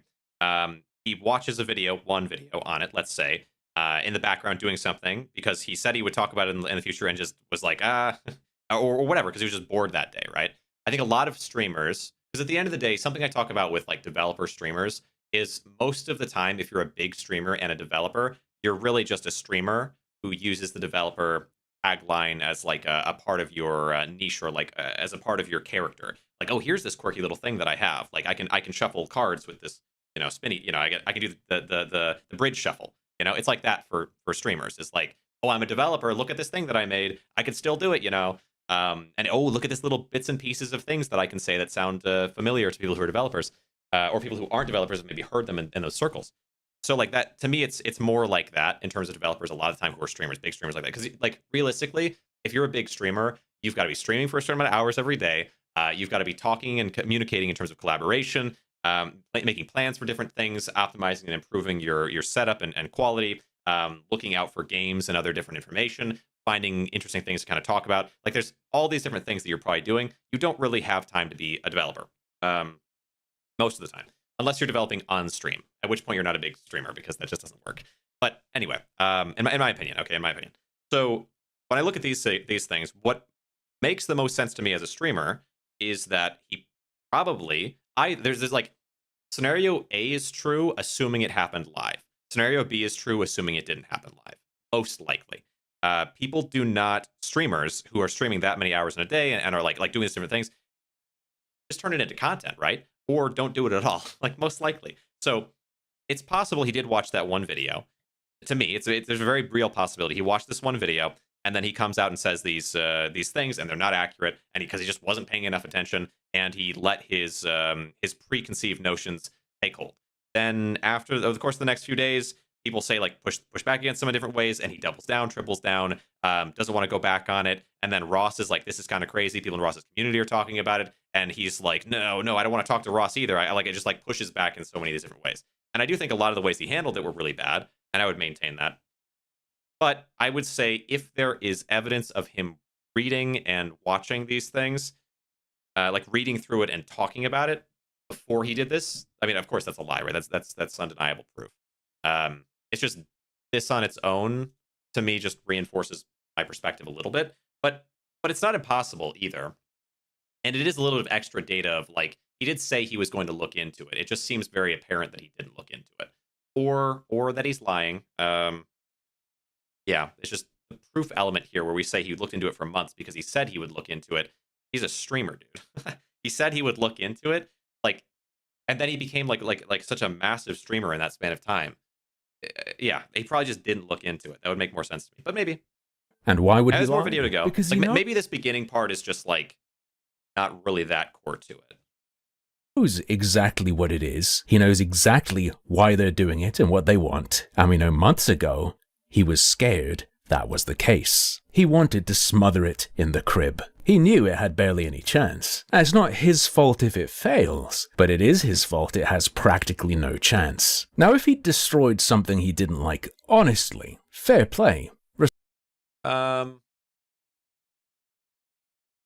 Yeah. Okay. All right. Respect, but he didn't. It's like it's a narrative. It's a narrative, but it's fine. Like this might be what happened. Just find evidence for it, I suppose. Instead decided to employ a more effective tactic. And what tactic is that exactly? Well, iDub should look into this, because this is a genuine example of what concern trolling actually is. Instead of tackling what he disapproves of head-on, PirateSoftware has constructed a fake problem. To be clear, he addresses issues he has with end-of-life plans for games, but he pretends that's an accidental side effect of them messing up the initiative, instead of it being exactly what they're trying to get. This framing is incredibly important and powerful. It allows him to present his arguments against the initiative as evidence and proof that they're doing things wrong, instead of as his opposition to their movement, which it actually is. You see, he's here to help. You want to do this thing, I agree with but some the of these initiative things. won't get you The thing there. is, like, I think the way that he approached it and the way that he worded things was probably, like, I can totally see you're getting kind of attacked on all different sides because you've got a bad take. And then you find some way to spin it or try to twist it in like like they're doing this and they're doing that. I can see that 100%. And I agree that like the way he handled it was really bad. I think just the knowledge that he was wrong before he said the first thing, this doesn't, okay, but maybe I'm just concerned this guy's just gonna keep going and not actually give more evidence of the prior. Like the initial thing is like, A and then like a ton of gap and then B and then a ton of gap and then therefore C. Like there's all these different things that could have happened here, and we'll just assume that they did because he said he was going to. I swear the guy said he was going to look into it. and then months passed, and then he talked about it. Like, well, does he thought, and then but like, even this guy is saying he looked into it for months. And I can try to be super charitable this guy and say, like, when they say that he was looking into it for months, what they mean is that he watched the video and nothing else. But like, it's just not what they said. In the niche cases where a studio is trying to sell a game as if you were... Right? Like for Pirate Software, I try to be charitable in this sort of a way where it's like, maybe this is what they mean, or we can just ignore that point and allow for the rest of it. Because, yeah, definitely the practice is like the way that he behaved wasn't good. And it's not impossible that he did look into it. But then to come to the conclusion, I don't know, to just come to the conclusion without evidence. Buying it or purchasing it or using that language specifically, and they give you a live service game instead, I agree that should change. That language should change. You are not purchasing the game. You are not buying the game. You are paying to have a license to a live service experience. I get that. Is that what this is doing, though? The initiative is not trying to call that out specifically. It's trying to say that all games need to stay in a functionable, playable state, which is not calling out the language that is being used to manipulate the player. Call that out specifically. Yeah, I hate this. I hate this art for Pirate Software. I remember hating it then too. It's just like, okay, like what? That is an issue too, or like that's something that needs to be addressed and whatever. But like for one, that could be addressed later. That was always a part of the problem. And for two, like it can be addressed later, and it's kind of like it doesn't need to be addressed. Like, this part could even just this on its own could be passed. But like, yeah. See, he's not actually against what they really want, and he's on their side. They're just going about it the wrong way. The great gaming authority is correcting some people who are misguided. That's what's really happening here. He just thinks they should be more specific. Except that specific thing is not what they're trying to do. And he knows that. Perfect little narrative, nice little story for his audience to pick up and propagate. Disingenuously present a false story when you know the true one. Because it will have the effect you want. Pirate Software fully understands this tactic and hates when it's done to him. This strange idea that somehow that one player was a mysterious figure that no one knew who he was is kind of stupid bullshit. It's just propaganda at that point. Big mean Mr. Streamer named the player. No, dude, everyone knew who he was. He was the mayor instead of me for a month. And he acted like a jackass with the title. It's concern trolling is what it is. That's exactly what that is. Yep, and it works, doesn't it? Works really. Yeah. Yeah, there's like an extent to this. I think taking kind of a side problem. I mean, the fact that it's a license is what allows them to an extent to just be able to pull it in the first place. Because if it was something you could just download and have, period, then the issue wouldn't exist to the extent that it does, right? Like, but it's a weird thing to like draw the line on instead of just being like, here's kind of a thing that I'm thinking about that I think might be relevant to this. And then you could talk to Ross about it. You know, like that should have been the outcome of that. And so I think you could draw the conclusion. This guy sucks. I'm sorry. Okay, but you could draw the conclusion. Like, there's a reasonable way to approach this, where you say, like, look at all the things that he did and he said. You could easily draw the conclusion that he was intentionally being like kind of misinterpreting or whatever. Like when he says this or that thing, why is he saying that? And like for example, Pirate Software has to understand some of these issues when it comes to companies pulling games and so on. So like when he addresses the issue of the licensing thing, surely he's also aware of these other things. So when he kind of makes the issue about one thing when the issue is about another thing, he should know that because he's such a big part of the industry. He's even claiming to be a big part of the industry. So like, how can you claim to be an expert on something and simultaneously not know all this information? That seems dishonest. Now, as a way for this person to do their job better, what they should be doing is then finding a clip or looking to see if they can find any clips of Pirate Software previously talking about the specific issue, because he probably has. And then you can say, look, he knew about it then, but now here he's saying, oh no, it's this other issue, when it's like, it's stating this issue, he's talked about this issue before, and then he's misrepresenting it here, even though he clearly does know. Like that would have been, and that's kind of what I was expecting a bit, is like, you could point to an earlier point, probably, where Pirate Software has talked about this issue with passion and been genuine about it, and then just say, hey, look now here he's like feigning ignorance, basically. That would have been compelling to me. But okay, there's more time left. Feel well. Very effective to add that extra layer of obfuscation. You know? It's like the word snide is like what I kind of think of for this guy. It's just too much like, but now you see. It's like, okay, dude. like what you're saying is not evidence. You're skipping from A to C so much. You don't know if he was researching it for months beforehand. Like maybe he was, and that's fine as a like, here's my conspiracy brain like theory as to how this went down. It is okay, and maybe that's what this is.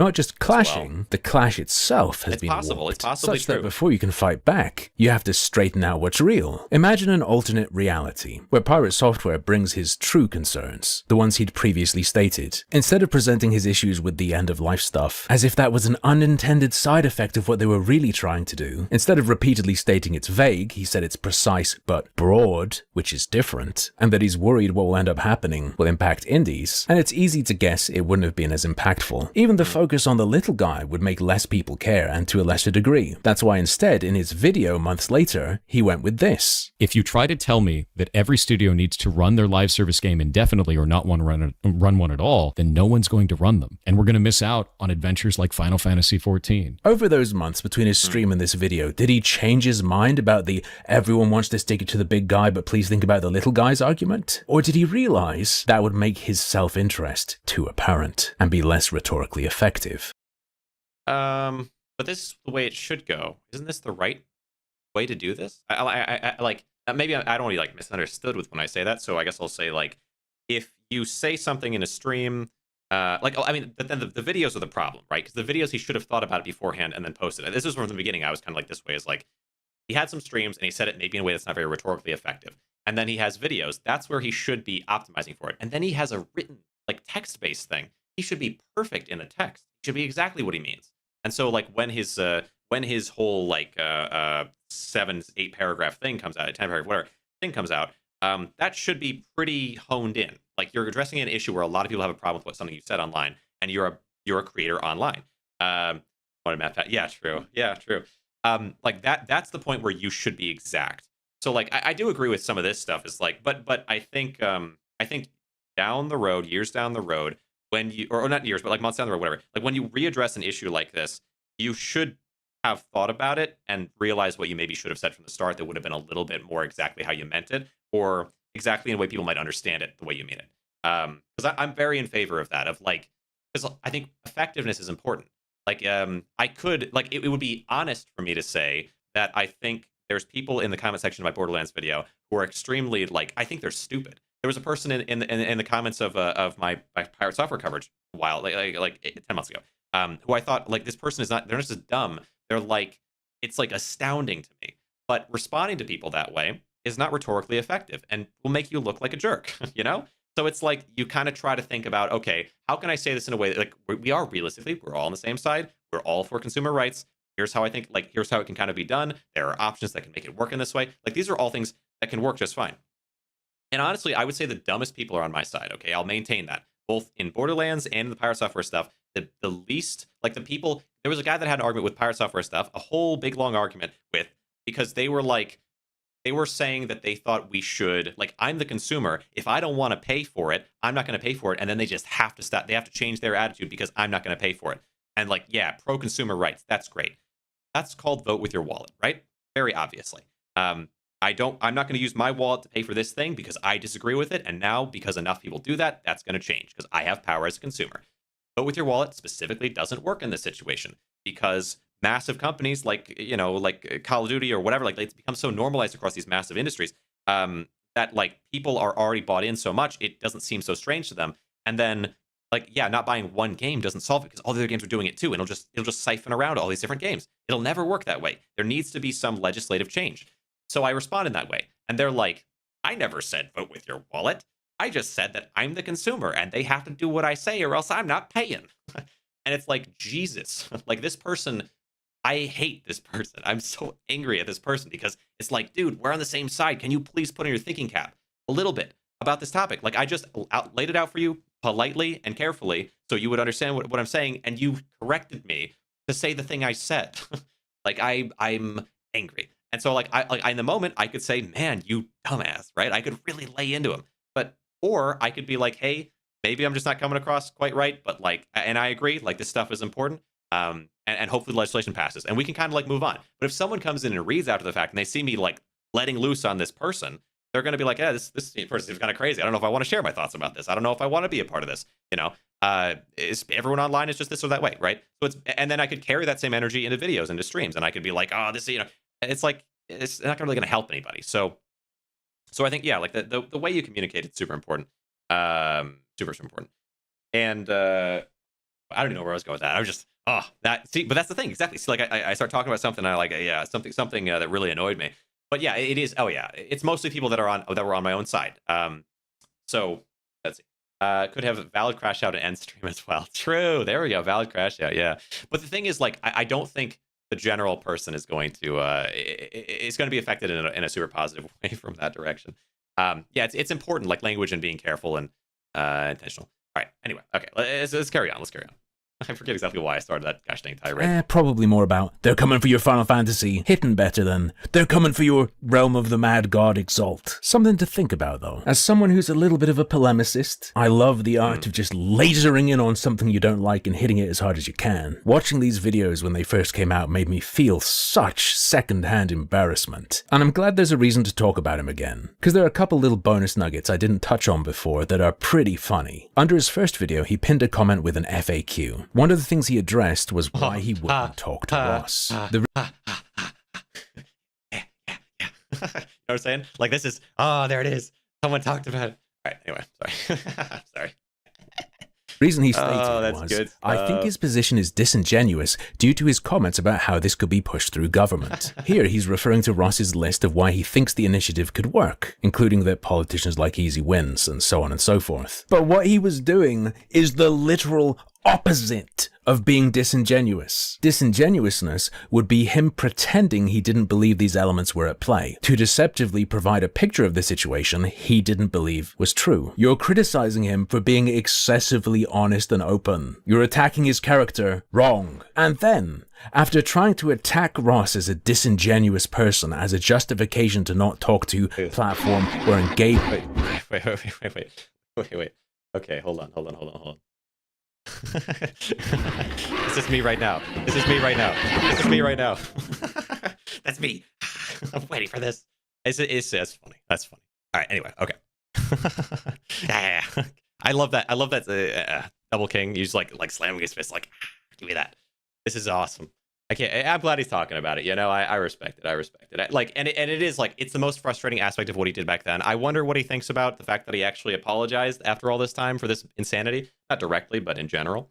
With him. PirateSoftware had the audacity to write in the description of his follow-up video, "No, you will not silence me with personal attacks. Fight the argument I am presenting." Another thing he hates happening to him, but understands, is effective. Now, to be fair, this second video is better. He provides some novel arguments, and quickly watching personal attacks, I understand they're effective. I don't think, they are effective, and it's unfortunate that they are, but I also think there's a certain amount of effectiveness, to not going there, which is what lost PirateSoftware, like almost any of my remaining charitability was like. I mean, and I still try to be, but like, gosh, I was like, after that's like, ugh. It's such a gross approach to something. But now he has apologized, which is, that's one of the biggest things. It over, I don't see anything that I can call a lie, but it absolutely outs him as a fifth columnist. And the last take that I got from this is, and it's the most reasonable to me, this is an initiative, it's not a law. Why are you upset? Just wait. I'm not going to wait. And the reason I'm not going to wait is because I see the start of this conversation not making sense. It's not including the actual developer side of the conversation. It's not showing the trials and problems that this could arise inside of the gaming industry for people who are actually making the games you play. Yeah. Why didn't he care about the Asmon part, though? To me, that's always like, that's the kicker for me. Not because like of any issue I have with Asmon. I think Asmon has shown himself to be a lot worse than I was, kind of seeing him of as the time. But I just feel like he's kind of a, But I think I remember his approach to it at the time. I was like, okay, there's some things Asmon does where I'm like, I think it's funny and he's kind of charismatic, and some things where I'm like, I don't really like that. Since then, Asmon's been off the deep end a bit more, but still, I feel like watching that was like, I watched the videos, Asmon's responses to it. I like went through each line, I thought about it, and I tried to be charitable, and they would say it again. I'm like, So I feel like that to me was a lot more strange. Like him not liking Ross. There's all kinds of reasons someone cannot like somebody. Okay, like I can work with that. Him saying that he shouldn't talk to Ross, the shutdown of communication is a lot worse. And then him comparing it to Asmongold was like way worse. Yeah, because it's consumer advocacy activism. They're fighting for their interests, as they should. And they should as hard as they can. Hey man, I'm a carpet salesman. Before you go and haggle with these other carpet salesmen, you should really consider their feelings. Make sure your starting price is low enough to be real comfortable for them. I'm sure it won't go any lower. Correct response to that would be, fuck off, shill, as it should be. Here, PirateSoftware tries to paint Ross as not the guy to talk about this. But while my position is anyone can talk about anything, if there were a person who should not talk about this, it's the game dev being cheered on by the industry. I received hundreds of comments from developers thanking me for putting it out. Yeah, I bet you did, right? Anyway, let's wrap it up by looking at some new stuff. I hate this. I hate this argument from any side it ever comes from. I'm firmly against this side of the aisle. Is like, people, you can't talk about something if you have like a relation to it. I think it silences educated conversations. So I'm very against PirateSoftware doing what he did towards Ross, and I'm very against this guy doing it towards PirateSoftware. Totally disagree. Hard disagree. But okay. PirateSoftware responded to Ross's recent video on Twitter. I believe he's now deleted it, but of course, the internet is forever. Supper Cursed Farms. I put out 2 videos disagreeing with your initiative 10 months ago and haven't talked about it since. Pretty much true, but that's because Ross is a softie and let you get away with that I think shit this one, at this point, we're probably just going into the stuff that just happened. Well, okay, let's skip to the one part I do kind of wonder what he'll say too, which is the apology, because I don't think there'd been anything even close to this before, and it was surprising to me. Like, I don't think it absolves everything or whatever, but like, yeah. Let's see if he responded to that or talked about that, because I think that was kind of important. Or does he just? Oh, maybe this was before that tweet came out. Okay, okay, dang it. I just want to see his response to that specific thing because I'm curious. It's follow-up time. Okay, let's see. Hold on, and we skip into here. Tons of people calling me a liar. Post against me in the stance of games because, like, I feel like I'm aware of enough of these things. We kind of talked about them, but the apology, I would be curious because this guy has like an irrational hate, arise going on just a little bit. So I'm sorry you feel this way. Yeah. Well, no, but like that's the thing. That apology wasn't like that. Like people are framing it that way, but I read through it and I read through it again because I even pointed out at the time, like you could argue that that's what he meant by it. But like let's look at it. Let's look at it. Is that what he says in here? Gosh dang it. Okay. If you're mad at me for being a dick to Ross, I get it, and I'm sorry for that. So, like, you could say by that he means, I'm sorry you're angry that I was a dick to Ross. But if you even like very uncharitably, which I think that is, even then he's still admitting to being a dick. But the most natural interpretation of that would be, if you're mad that I was a dick to Ross, I get why you're mad, and I'm sorry that I was a dick to Ross. That's the most honest interpretation. But if you want it dishonestly, in my opinion, dishonestly, or maybe like very low charitability, just because PirateSoftware has not been charitable to others, and maybe you can say that he's just admitting to being a dick. Does that not mean the same? Like, isn't that something he didn't do before too? But okay, yeah, like I can understand being super uncharitable because he's not being fair to other people, and he never was fair to other people. And I found that frustrating from the beginning, so I can understand it. But like at the very least, he's admitting, right? No reason to be charitable here.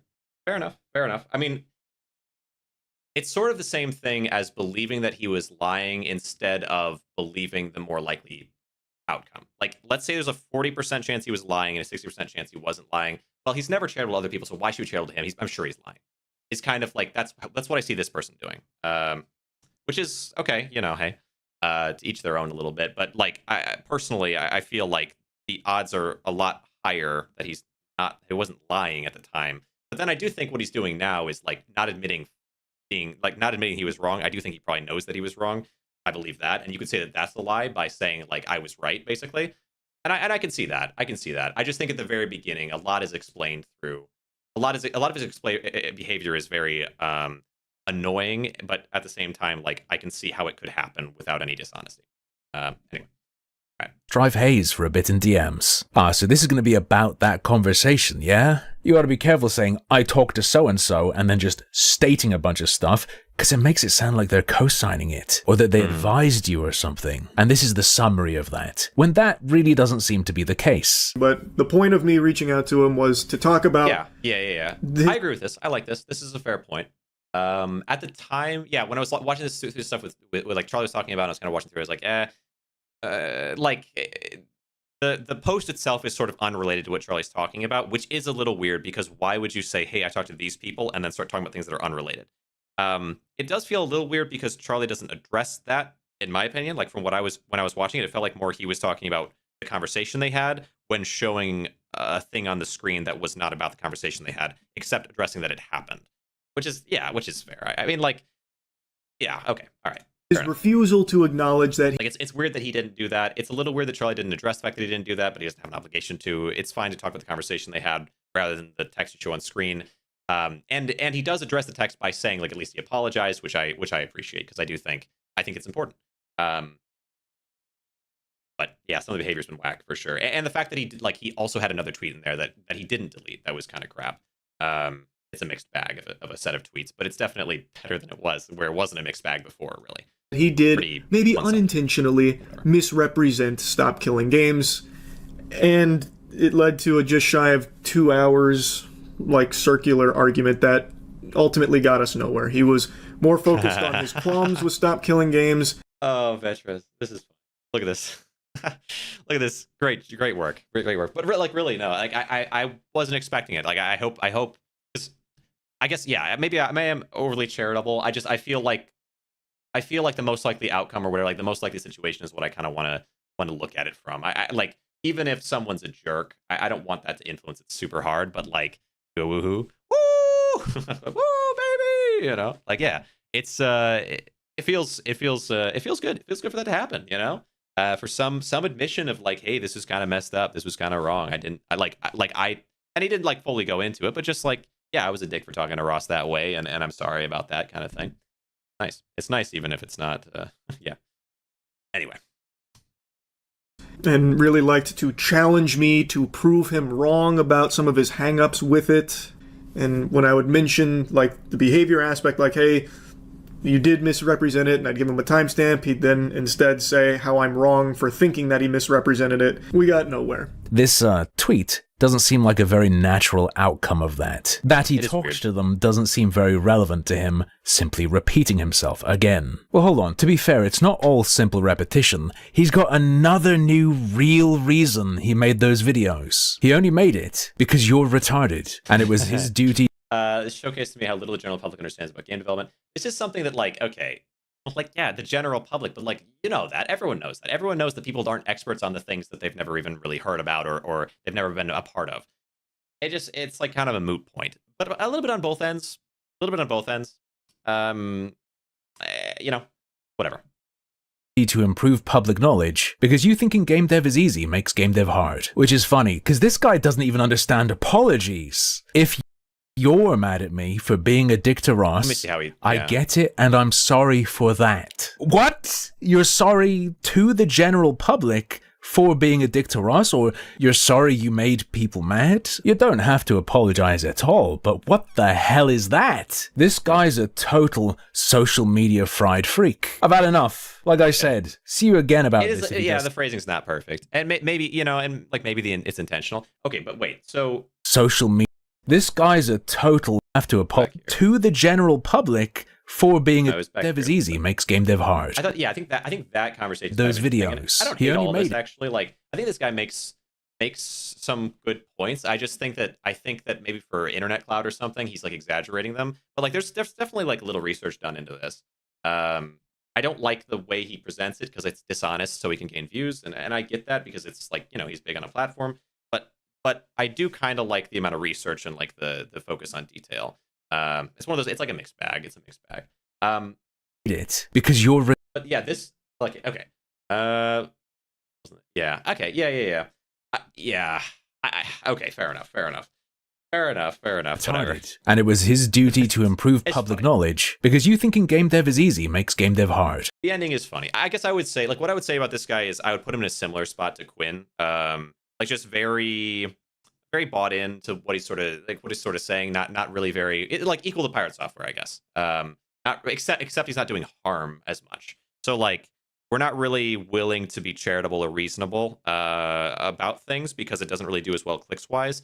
But we are doing some research into it, which is nice. But like PirateSoftware did probably a little bit of research into it, but wasn't very charitable or honest, and maybe that led to more views. Like I suppose, like, but like I wouldn't give that to him, and like I wouldn't give this to them, except the only difference being they're fighting against someone who did something dumb, and he's fighting against someone who's doing something meaningful. So like that to me is the only like okay, yeah, like slop content exists, slop content with research, but then also with extra helpings of slop in terms of charitability or honesty exists. But content like PirateSoftware's thing about this whole situation is way worse. It's way worse. What can you say? But all right. I guess I might leave it off there. This has been nice. I appreciate Vetrez the great, fantastic cheering combination that you've made there. And I might do more things like this here and there. Like I can make thumbnails, right? And I can chat about some things that I find interesting. And I know some stuff about this stuff. Hopefully you find it interesting as well. But anyway, maybe I'll turn this into a video. I'm not sure if I will. We'll see. All right, later on. See you later on, Will. I appreciate the conversations very much. Vetrez as well. All right. Want to know how Thor think? By the way, he had an interview. I did see. Maybe we'll look at that. I did see that something like that was online. But all right, appreciate you.